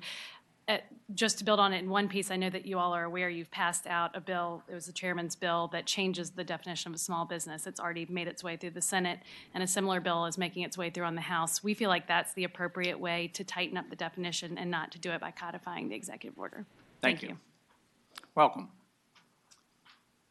Mr. Chairman, my name is Chris Stone. I'm a licensed professional engineer, and I'm a business owner here in Virginia. I also speak for the American Council for Engineering Companies and also the American Institute of Architects in Virginia, and that we oppose this bill. As you know, there's several bills that are going through the House and the Senate right now that deal with the small business legislation. You yourself have one. We think that we can't really look at this in isolation. We have to look at these together. Since the bill really codifies Executive Order 20, we really believe that it restricts the ability of the executive branch to make any modifications to this. Anytime you change the 42%, you're going to have to come back to the General Assembly. We think that's the wrong thing to do. 2 years ago, the JLARC study on the Procurement Act, we looked at this. We couldn't come to any consensus. We all know the Procurement Act is extremely complicated, and we really shouldn't be codifying this. The 42%, it's arbitrary. It's not narrowly tailored. It's not narrowly defined. It's not based on any market factors. It's too broad in that it deals with the procurement of things like professional services and paper clips and pencils in just the same light. And it has unintended consequences. I think that right now what happens with the executive order is it actually has a tendency to keep businesses small. There is no incentive for them to grow out of a small business program. It also has an unintended consequence of actually eliminating large businesses. 25 years ago when I started with my firm, we had 25 employees. We grew it to over 550. 3 years ago when they started to enforce Executive Order 20 and DGS didn't put out any guidelines for how they were supposed to do that, it essentially eliminated us from doing public procurement. That resulted in me laying off over 150 employees. So I would encourage you to PBI this. I think there's a lot of conversation that needs to take place, and I think there's unintended consequences in passing this if we do. Thank you. Mr. Chairman, Senator Reeves. maybe Senator Lucas can answer this for me. What is the percentage that you guys are at now? The bill talks about achievement of 42%. Where are we with SWAM? Lines 235 mentioned trying to get to 42% of all those contracts. I'm curious. I see you got a helpline in the back. Yes, I do. I have lots of help back here. In terms of women and minority business owners, we're about at 5% now. And that is unprecedented because the $1.2 billion that we have been able to bid and win in terms of state contracts over the last 3 years, that's out of almost $6 to $8 billion issued annually. So it's a step in the right direction in terms of the actual total SWAM. It's up, but it's not at the 42% yet. So that's something to aspire to. Senator Reeves, That answers my question, Mr. Chairman. Thank you. Senator Reeves, I want to add this. It's a very simple explanation. It's like a dollar has 100 pennies. Minorities and women are getting less than 2 of those pennies, less than 5 of those pennies. And blacks are getting less than 2 of those pennies on every dollar. So if you take away this and don't codify it, we're going to lose everything. And that's not a good situation we want to be in this state. All right. Thank you, Senator Lucas, you want to wrap it up? Yes, sir, Mr. Chairman. I'd just like to close by saying, as I indicated early on when I got started, it's been over 20 years in trying to advance this program for minority businesses. And I'd like to say this to you. The opposition that we're hearing is the kind of thing that keeps small and minority businesses from growing out of their small and minority business status. You know, I oftentimes hear people talk about how what we're doing is preventing us from growing out of this status, but we're never going to grow out of this status if we don't advance this kind of legislation. I mean, I've been doing this for 20-some years. How much longer is it going to take? You're never going to grow out of this status until we implement this kind of legislation, plain and simple. So for all those people who stand up here year after year after year for the last 20-some years that I've been standing up here, these are the very people who have kept us from growing. Senator Lucas, let me bring attention a situation that happened in my area. A small business who has about 20 employees, but his sales are pretty good because he sells heavy equipment, tractors. He was informed by the General Services they could no longer sell air and oil filters to VDOT and Department of Corrections because he was not a micro business. So he said, okay. He went down the street to somebody he supplies to who has a couple of employees, an automotive place. The state now buys those same filters from the smaller business, the micro business. The small business marks up to that smaller business the exact same amount he was selling it to the state. The micro business marks it up 30% above that. So on a $1,000 order, state's paying $300. The taxpayers are paying $300 more than they should. Don't you believe there ought to be a cap on the difference between the lowest bid and that of a micro business? If I might ask Gwen Davis to come back up here again, I don't think we're talking realistically about the amount of money, the markup that you're talking about. Gwen. The studies, Mr. Chairman, clearly show that we have more than enough women and minority businesses to bid on state contracts. The problem has been the egregious disparity in the system. If you look at the two studies that were authorized by the General Assembly, it clearly shows that that may be one case, but for the most part, that is not taking place because we're not getting the work, and we're qualified, more than qualified to do it.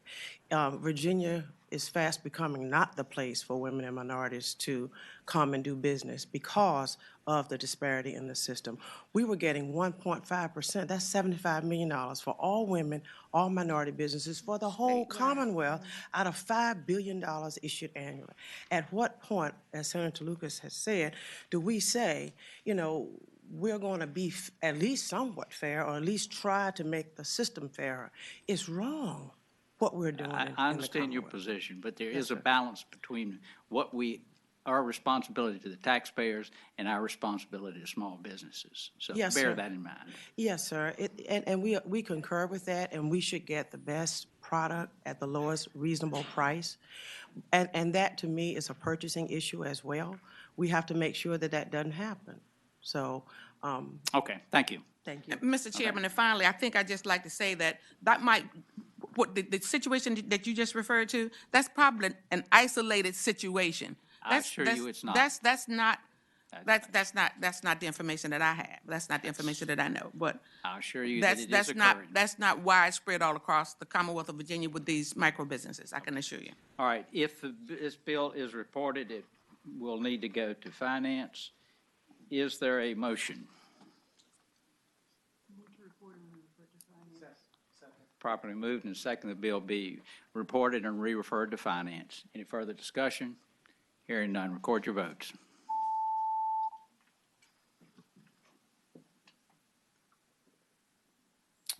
Ayes 7, noes 8.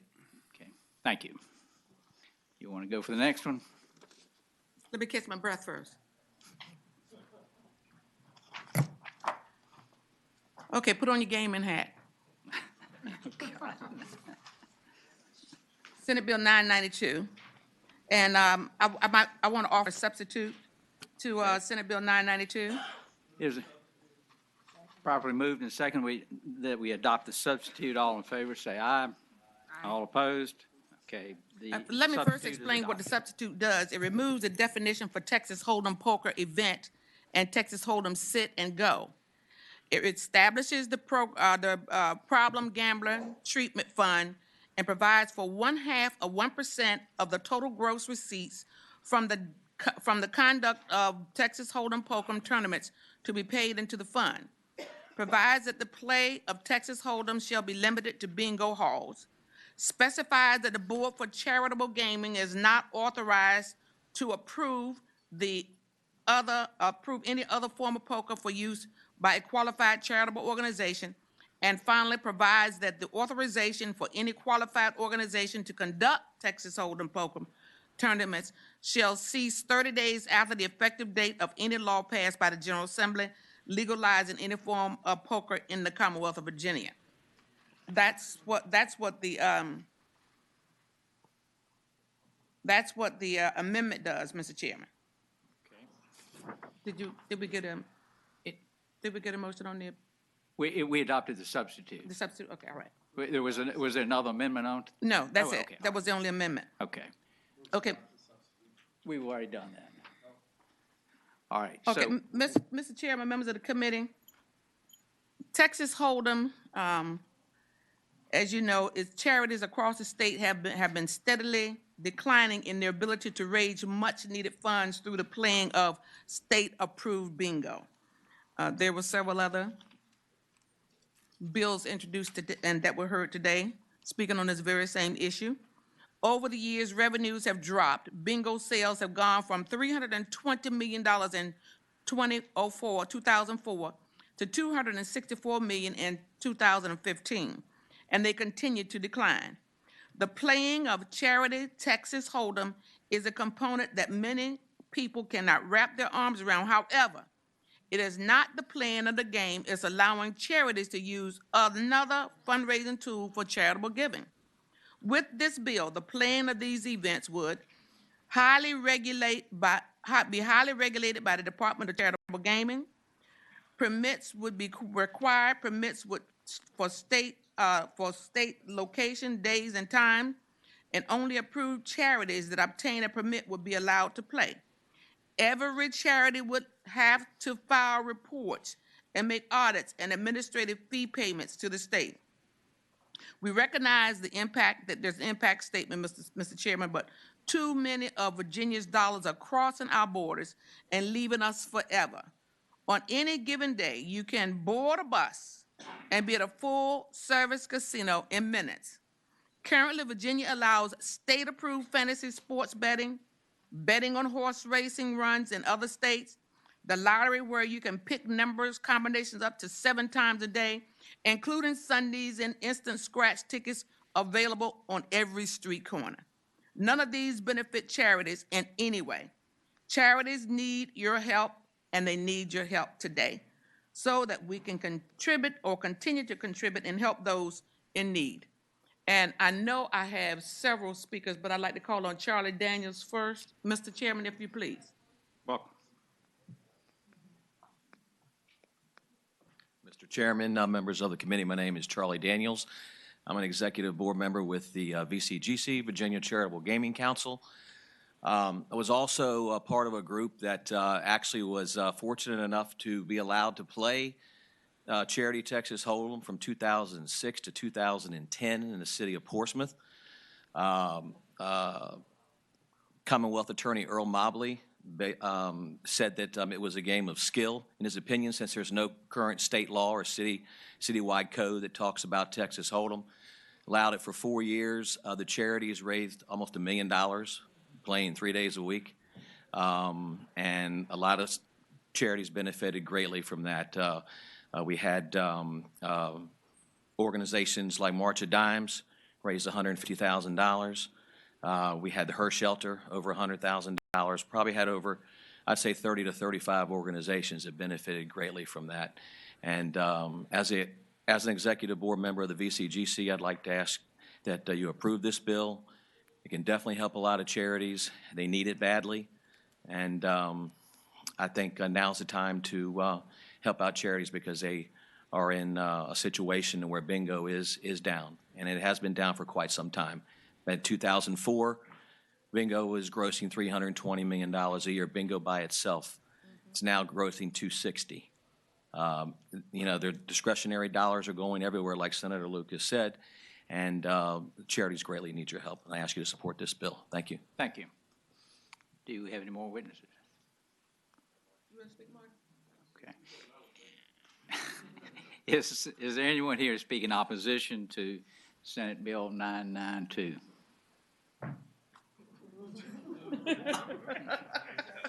Properly moved and seconded. Mr. Chairman, I understand that you have do you have another amendment to the substitute? Yes, Mr. Chairman, it's a line amendment on page 8, line 203. After for bingo, you would insert the 3 days provided for the conduct of Texas Hold'em tournaments shall not reduce the number of days that a qualified organization or location may conduct bingo games. Properly moved and seconded that amendment be adopted. Any further discussion? Hearing none. All in favor say aye. Aye. All opposed? Okay. All right. Properly moved and seconded that the bill be reported. Any further conversation? Hearing none. Report your vote.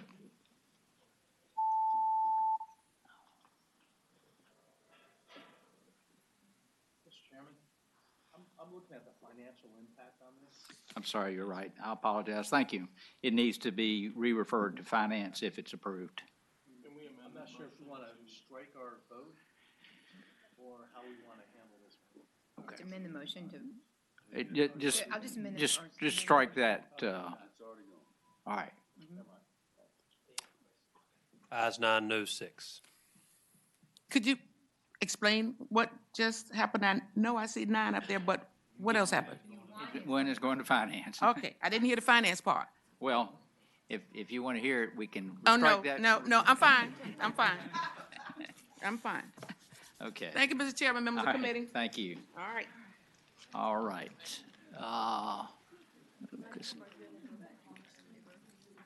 Okay, call them over. Okay. All right, members of the committee that have bills. Senator Abbott.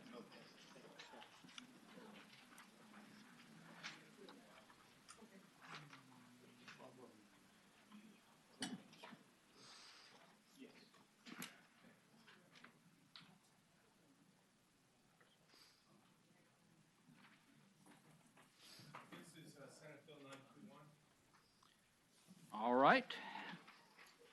Last year, this committee and the General Assembly had passed a bill dealing with building code confidentiality, and I should say there's a substitute.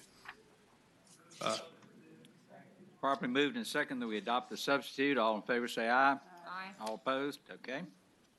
So last year, the goal of the legislation was to prevent intellectual property theft by prohibiting competing developers from using FOIA to obtain and plagiarize building plans. And if you look at the bill that's before us, it really just amends on line 20, I guess it is, where it says shall be confidential. And the reason that's amended is it already refers to not being subject to disclosure under FOIA, but there was some interpretation of other government agencies, such as police, zoning, planning, GIS, real estate assessor, not having access to the plan's intergovernmental discussion. And simply removing the word confidential gives at least localities in my locality, Alexandria, but also the Loudoun County Board, and I understand there were some others, some assurance that they can share it more easily. And I believe that, I think they've left, but the home builders, I worked with them on the resolution. It's identical wording to what Delegate Pogge and the other body has passed through there, which will be coming to us. So, and I also see that James City County is in support of it. I don't know if they're here. All right. Does that? Yeah, it's just I think it's striking 4 words. It's my simplest bill this year. All right. Is anyone here in opposition to Senate Bill 921? Hearing none. Is there a motion? Properly Mr. moved Chairman. and seconded, the bill be reported. Any further? Mr. Chairman, we got some Senator questions. I'll yield should to have it. said it was my All right. simplest. Senator Evan, one of my concerns, because I serve on the committee, is securing the Commonwealth, is when we start talking about federal buildings, some of those things that have been targets of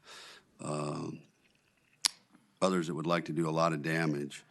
I have great concern with some of that. Oh, it's single, okay, all right, I withdraw.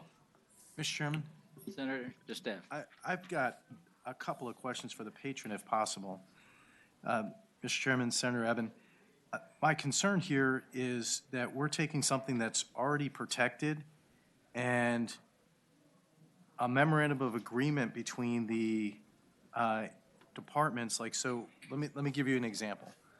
If I've got plans for a single-family development and I submit it to planning in the city of Virginia Beach, planning, they have, since it's confidential and not supposed to be subject to disclosure under Freedom of Information Act, it's not disclosed. However, amongst the departments and the organizations, they share it because they're all required by law to review it.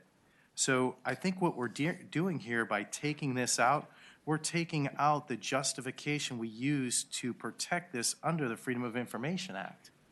So, Well, I'm told that there was some confusion among sharing it interdepartmentally, and further that by keeping it under FOIA, it says that it shall not be subject to disclosure under FOIA, so not subject to release with FOIA.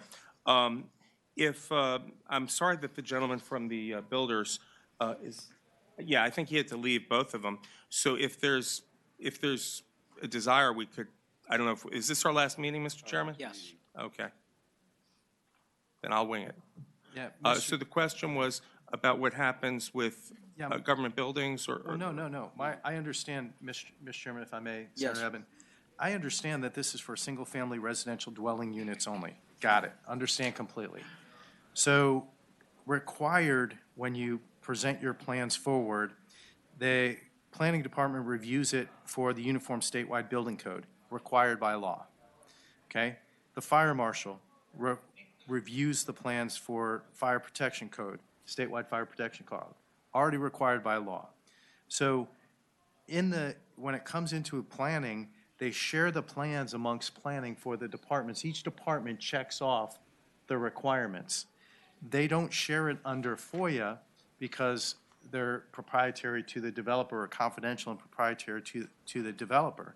So what we're doing here is we're taking out the term shall be confidential and shall not be disclosed.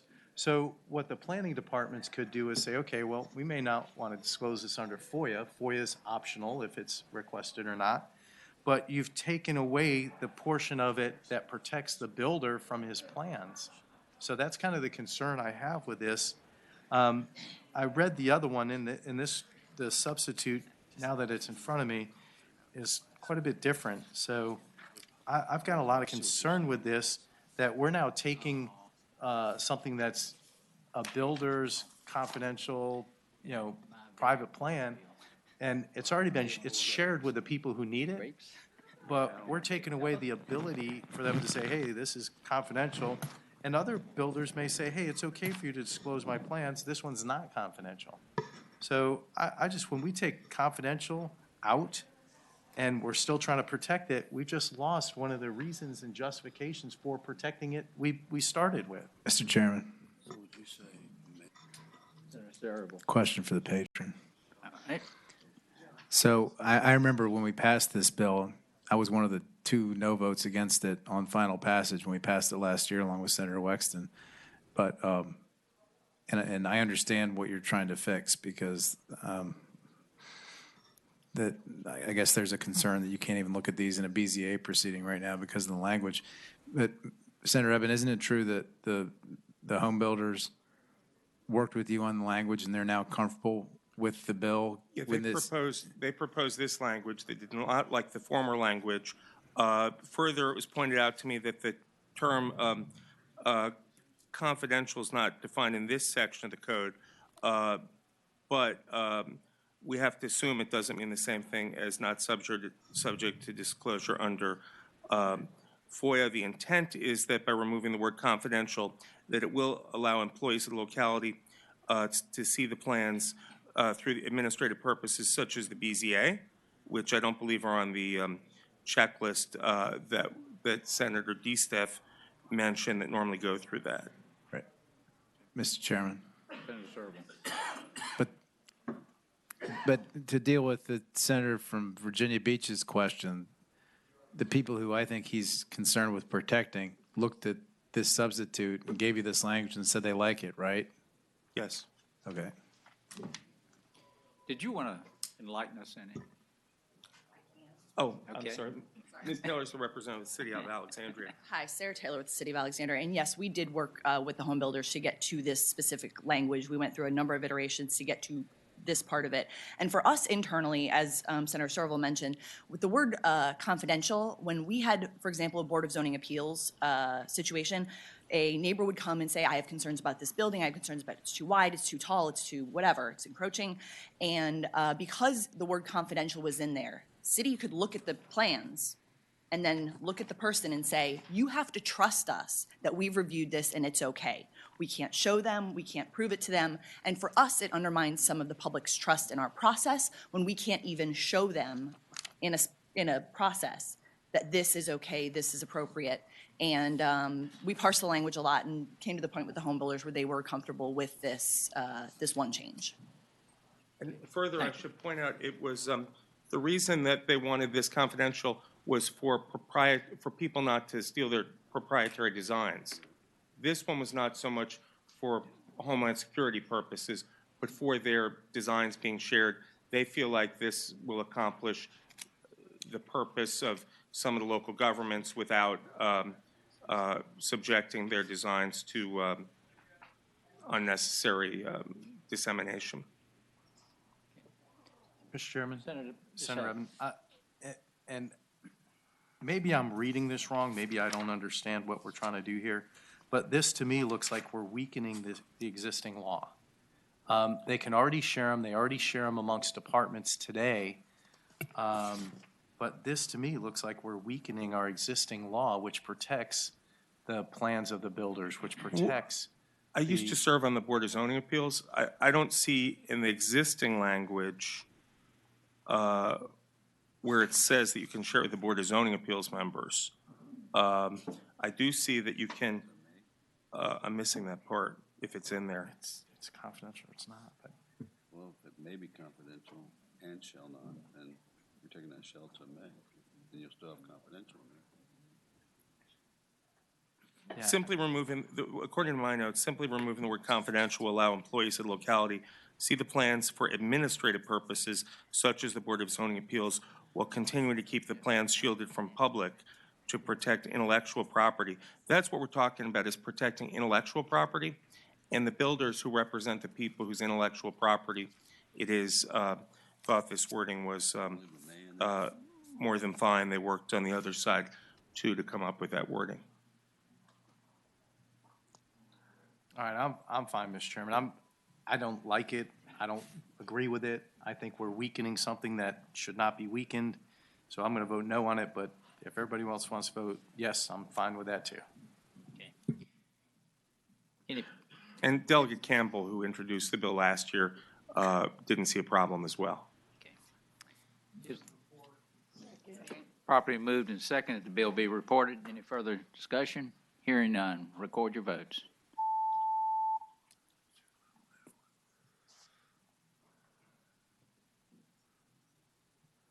The bill is Ayes 12, reported noes 12 to 2. Okay, thank you. All right, Senator Edwards, did I see you? Okay. He beat you. This is Senate Bill 312 dealing with cooperative procurement with regard to solar services agreements. Amigo has an amendment or substitute, and there's a line item amendment too. Is there a motion to adopt the substitute? Properly moved and seconded, the substitute be adopted. All in favor say aye. Aye. All opposed? All right. On line 151, if you could add after the word schedule, comma, the word including before the word within. So it would say any electric utility customer entering into a solar services agreement under this section shall take service under a utility rate schedule, comma, including within its non-jurisdictional contract, et cetera. So if you could adopt that, I appreciate it. You have heard, all right, you've heard the amendment, and the motion is to adopt the amendment. Is there a second? Second. All in favor say aye. Aye. All opposed? Okay, that is added to the bill. This has gone through a long process, and there's some people who can explain it better than I can. So I'd like to call Tony Smith with Secure Futures. Okay, welcome. Hello, Mr. Chair. My name is Tony Smith with Secure Futures. Thank you for hearing this proposed bill. It would essentially serve as an amendment to the energy performance-based contract section of the Virginia Code to help increase the administrative efficiency for public entities in procuring solar services. It helps to define solar service agreements as well, and it has been, this is a bill with many parents to it, in the sense that a large amount of consultation has occurred with the Association of General Contractors, the American Council for Engineering Companies, the American Institute of Architects, APCO, Dominion Energy, and the electric co-ops, the Virginia Distributed Solar Alliance, the Virginia Association of Governmental Procurement, Coalition of Procurement Alliance, Coalition for Procurement Reform, the Virginia Department of General Services, and the Virginia Energy Procurement Government Association.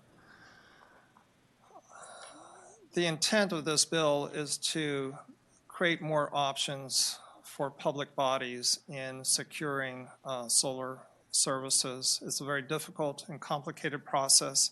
It's been a source of great confusion, particularly for the procurement officials in different communities, because the solar PPA legislation was just enacted in 2013, so it represents a relatively new form of financing, which does not rely, there's no additional subsidies included in this bill, there's no fiscal impact, and I'm happy to answer any questions. Okay, thank you. Is there anyone wish to speak in support of the bill? Mr. Chairman, members of the committee, Katie Payne with the Associated General Contractors again. And as Mr. Smith mentioned, we had concerns with the underlying bill where it was placed in the cooperative procurement section, but the patron has been very generous to work with us and alleviate our concerns, so we're fine with the bill as drafted now. Okay. Thank you. Thank you. Welcome. Mr. Chairman, Matt Benka with the Coalition for Procurement Reform. Our group was actually the one who took out construction, the ability for folks to procure through cooperative procurement using construction. The bill patron, Senator Edwards, has been wonderful to work with, and so has Mr. Smith, and they've alleviated our concerns, and we feel comfortable with the bill. Welcome. Mr. Chair, members of the committee, Catherine Bond with Dominion Energy. We do thank the patron as well for his hard work on the bill, and we are supportive. Thank you. Thank you. Is anyone here in opposition to the bill? Is there a motion? Properly moved and seconded. Any further discussion? Hearing none. Record your votes.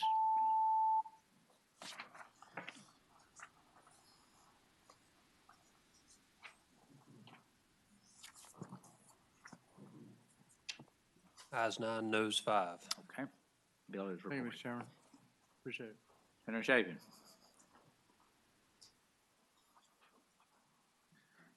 Thank you, Mr. Chairman. I have Senate Bill 979, and there is a substitute that I'd like to offer. Okay. Properly moved and seconded that the substitute be adopted. All in favor, say aye. All opposed? All right, the substitute is adopted. And the substitute really doesn't have any substantive changes. It's just punctuation and formatting and that kind of thing. Important stuff. Yeah, it's the important stuff to those who are English composers. So this is a recommendation of the Virginia Real Estate Appraiser Board, this bill. So the Virginia's appraisal management company, AMC laws, need revision to be in compliance with the federal AMC. If we don't conform our laws to the federal regulation, appraisal management companies will no longer be qualified to perform federal work in Virginia. What that means is you won't be able to do Freddie Mac and Fannie Mae loans. Okay, so that's like a train wreck for the appraisal industry, because those are the support entities, that government-sponsored entities that are out there that give us these sweet loans, rate loans, that are marketable on the market. So and that's really what this does. Mortgage lenders, if Virginia doesn't do this, mortgage lenders will have to set up their own appraiser panels, and that will lead to additional costs and delays. Any questions? Is there anyone here in opposition to Senate Bill 979? Hearing none. Move the report. Properly moved and seconded. All in favor, record your votes.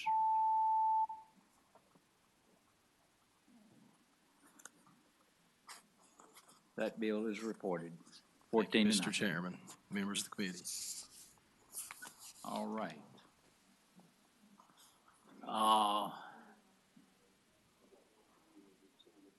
And y'all, okay, all right. All right. Senator Vogel, would you take over while we deal with the most important bill of the session? I will try to undertake that weighty responsibility. Madam Chairman, Senate Bill 970 is before you at a request of one of my constituents. Move to PBI. And he believes that we ought to have a state grape. And he believes it ought to be a Native American grape. So the muscadine grape is his proposal. May I tell you something? May I say something to the patron? I learned something last night. There was a book about Virginia that I was reading to my 5-year-old, and I was embarrassed to admit that I did not know we have a state insect. And now I'm learning that we might have a state grape. We might or might not. We might or might not. Okay, go ahead. Sorry for interrupting. There is a substitute, and I would move that we adopt the substitute. Red or green? Okay, the substitute has been moved and properly seconded. All in favor of adopting the substitute, please say aye. Okay. I think the original bill was one line, is that right? And we worked hard to make it look like it was big and important, so we now have 2 3/4 pages. But effectively, that's all it does is allow the muscadine grape to be the state grape. There may or may not be somebody to speak Madam Chair, for or against it. question. Yes, Senator Reeves. Do you make wine with this grape? Very few people do, but I do have a wine grower that does it far differently than the rest of the wine industry. They handpick the grapes when the grapes are ripe. So they don't do mass cuts but they pick the grapes as they get ripe, and it is a very sweet wine. Madam Chair, just a legitimate question. Has the Wine Association, some of the other folks approached you since I control ABC? I see some. don't want to have this back in my committee. You may well find sometime in the future that the wine industry wants to have a state wine grape. The council, is it the council? Yes. The council has named a state wine grape. That's why we did not use the word wine in this at all. Okay. Welcome. Mr. Chairman, Jim Turpin, Virginia Wine Council. This is better than P&E. Yeah, it's way better. The Virginia Wine Board, 8 to 10 years ago, named Viognier as the state grape. Now, it's a wine grape, and has an extensive marketing program to market Viognier as the state grape, and Viognier wine is coming from the state grape.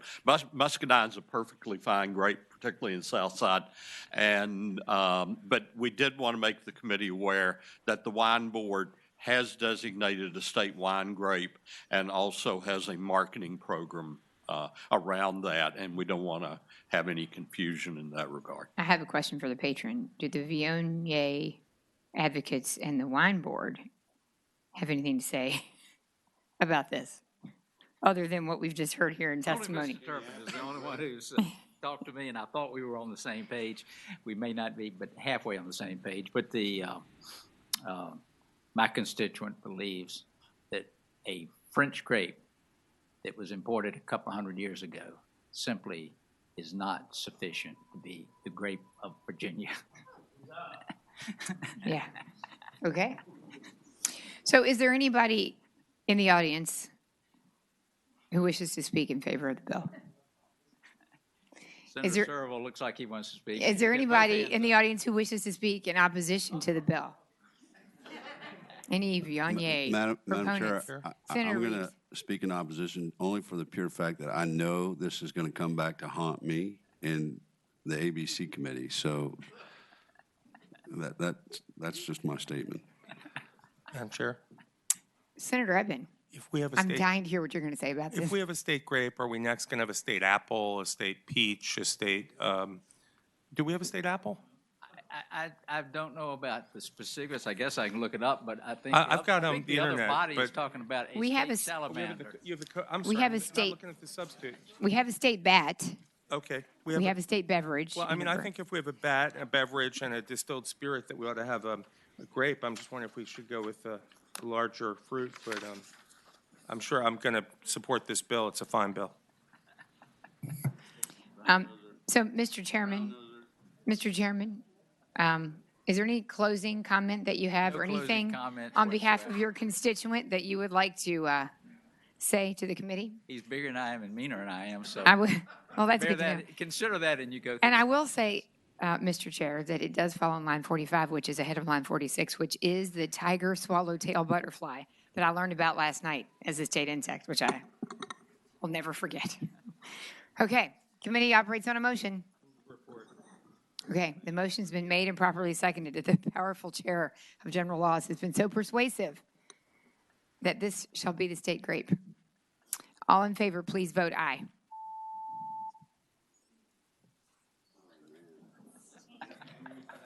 Do you grow that grape?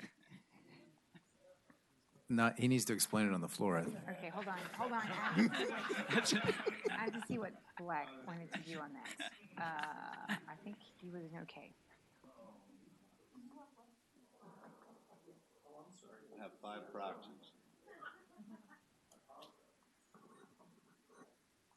Would you look at that? Christmas tree bill now. I can feel it. Okay, the bill passes unanimously-ish. It's a Christmas tree bill. Okay. Well done.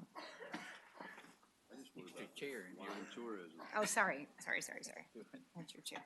The only other bills are the bills of Senator Pike, and he should be coming this way shortly. So I guess we'll suspend for a few minutes unless we want to go back to the state song. I just cannot believe it. I Amiga, literally you want to sing? just read this Virginia book last night. Are we at ease for a second? Yeah, we're at ease.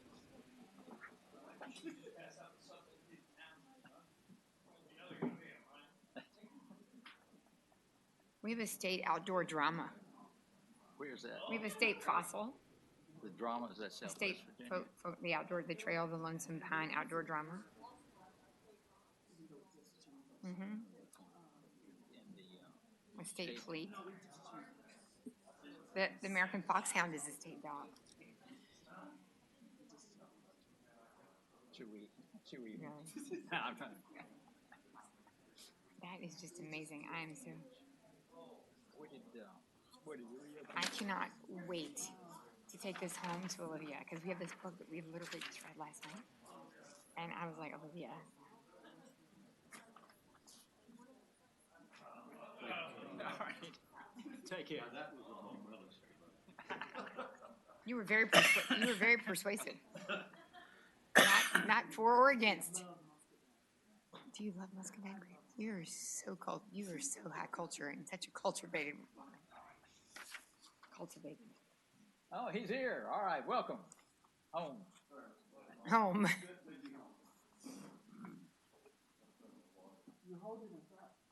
Yeah, you are.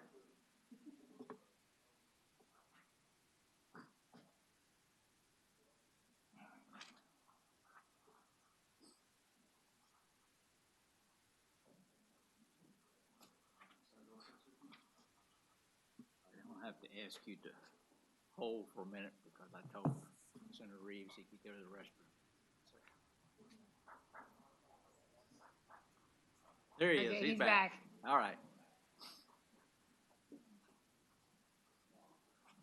You want me to present his bill or what? We were waiting for you to come back. We're waiting for you. He's here. All right. Sorry, Mr. Chairman. And we have a substitute, Mr. Chairman, on Senate Bill 650. Probably moved and seconded the substitute for Senate Bill 650 before us. This one, All in my favor, God, say aye. this is awesome. All opposed? The state. Okay. All right, thank you, Mr. Chairman. The substitute before you is a little bit different from the original. This puts the bill in posture to where you have an event of a tie. The current statute allows for the tie to go to a Virginia a firm or corporation, and in the event that the preference is not available, the preference shall be given then to the firm within the Virginia apprenticeship program in Virginia. And then after that, essentially the existing tie-breaking rule or cast by lot provision then applies. So that is the bill, Mr. Chairman. Can you explain the difference between the original bill and this bill? Yeah, the original bill had provisions that would set out and allow local governments to do essentially weighting factors in relation to apprenticeship programs. This sort of repositions the bill to put, when you have an event of a tie bid, preference to go to the Virginia firm, then the apprenticeship firm. And then if all those are equal, then it's cast by lot.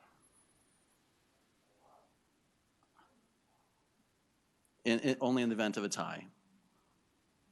So it's more of a way to help to promote apprenticeship programs in Virginia and draw out the attention to firms participating in bids to make sure that, hey, you've got the Virginia portion, check that box. Hey, why don't you think about apprenticeship programs as well? Okay, is there anyone here to speak in support of the bill? Is there anyone to speak in opposition to the bill? Welcome. Yeah, thank you. Thank you, Mr. Chairman, members of the committee. My name is Whit Clement, and I stand before you on behalf of the Virginia Transportation Construction Alliance and the Virginia Utility Heavy Contractors Council. The VTCA has over 300 members all throughout Virginia, small construction companies and large construction companies in all of our communities. That association, that trade association, has a visceral reaction against any kind of preference bill. And we appreciate the efforts of Senator McPike with the substitute. But the fact is, these apprenticeship programs are not available to a lot of contractors in lots of places in Virginia. They either don't have the geographically, they're not located close enough, or they don't have the resources to send their folks to gain that apprenticeship.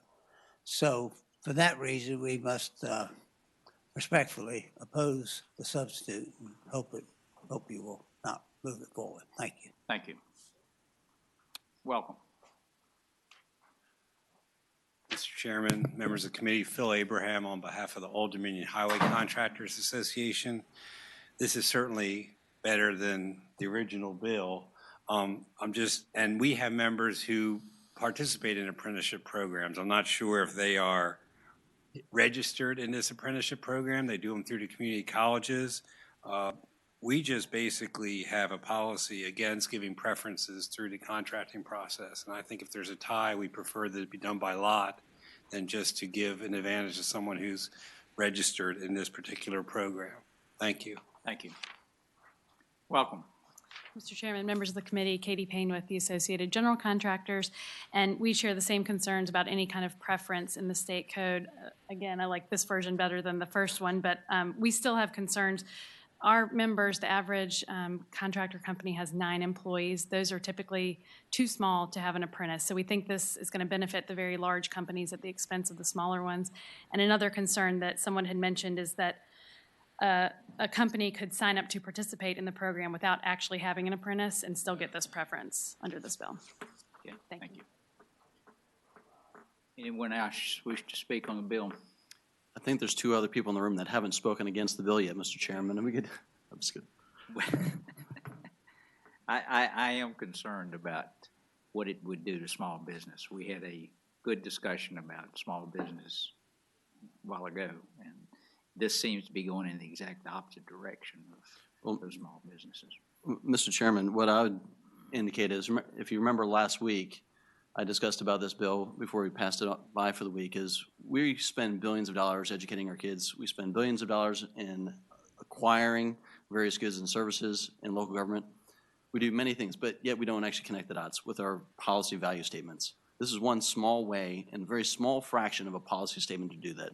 The sky is not going to fall in the event of a tie vote, of a tie bid. This is what we're talking about. This is a tie bid. Number one, the preference to Virginia that already exists. And then number 2, let's talk about apprenticeship programs. Let's actually connect, put our money where our mouth is in our policy. And to say, yeah, we're gonna give a nod to someone that's doing the right thing to help connect our dots between our high schools with our high school redesign, which we're putting considerable amount of time and effort and resources into, to our community college system, and then to re-educating and retraining folks in our workforce. We're doing a tremendous amount all across the board, but we're actually not having any sort of applied statement within our policy, with our code. And this is one small way to do that without giving percentage of points or other evaluated points. This is one small way to do that, Mr. Chairman. Yeah, thank you. Senator Evans. Sure. I just want to ask, They don't have to answer, but you can. they don't have to answer. I wanted to ask the three folks who testified against the bill how often their companies lose these tie votes. Have you ever lost a tie vote in the last year? Have you ever lost a tie vote in the last year? Okay.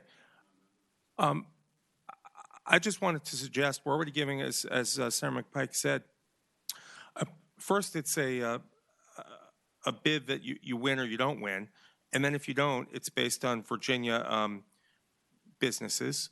And the Virginia Registered Apprenticeship Program trains our future workforce, and I see nothing wrong with giving a preference to people who choose to participate in seeing that we have a pool of highly skilled labor. Anyway, I'm going to move to report the bill, and Senator Wexton is so enthusiastic she moves to second. Is there any further discussion on the bill? If not, record your votes.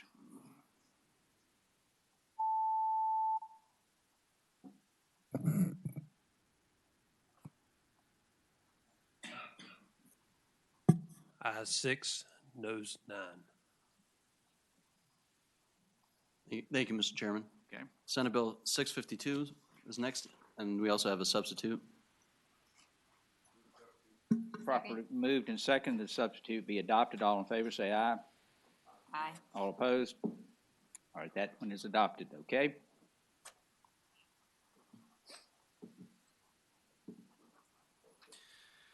Mr. Chairman and members of the committee, Senate Bill 652 sets out within the substitute a framework to begin to get the various parties together within our employment service organizations. These primarily deal with our folks within the disabilities community, as well as the acquisition of goods and services by the Commonwealth of Virginia.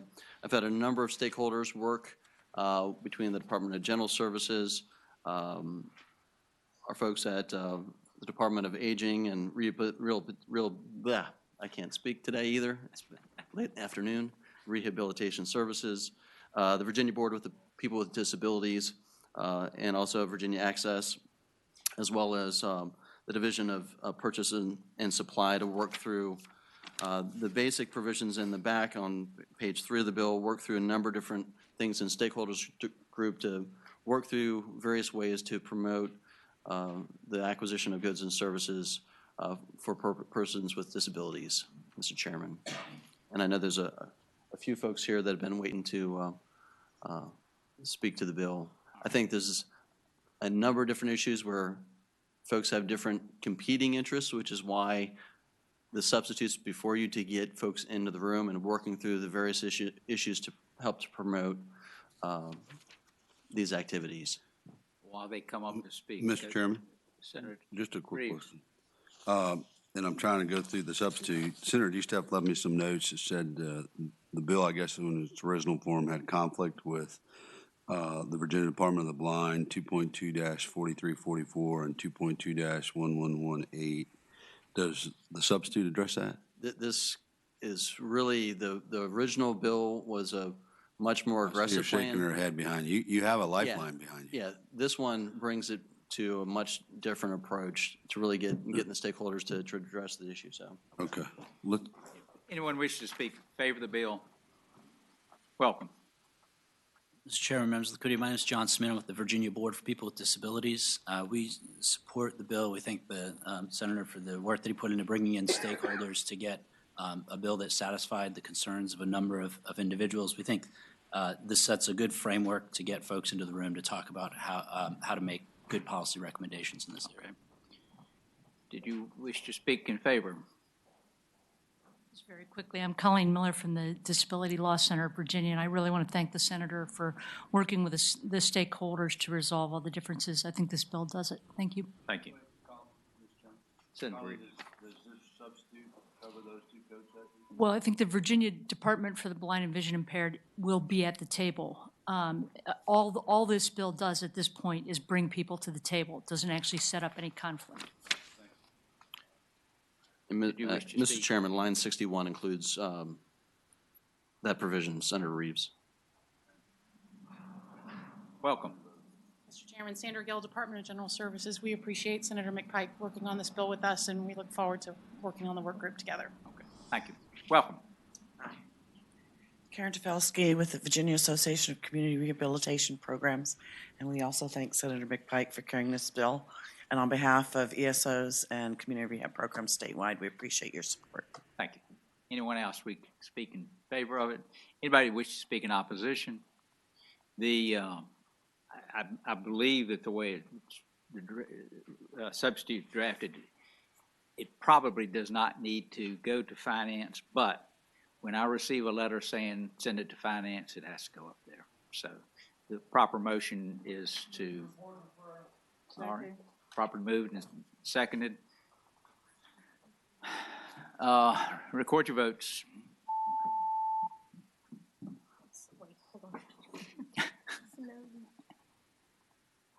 All right, that one is reported, 15 to nothing. All right, Amigo, have we finished everything? Way to go, amigo. All right. Thank the committee. Next week, we will start on the House bills, so.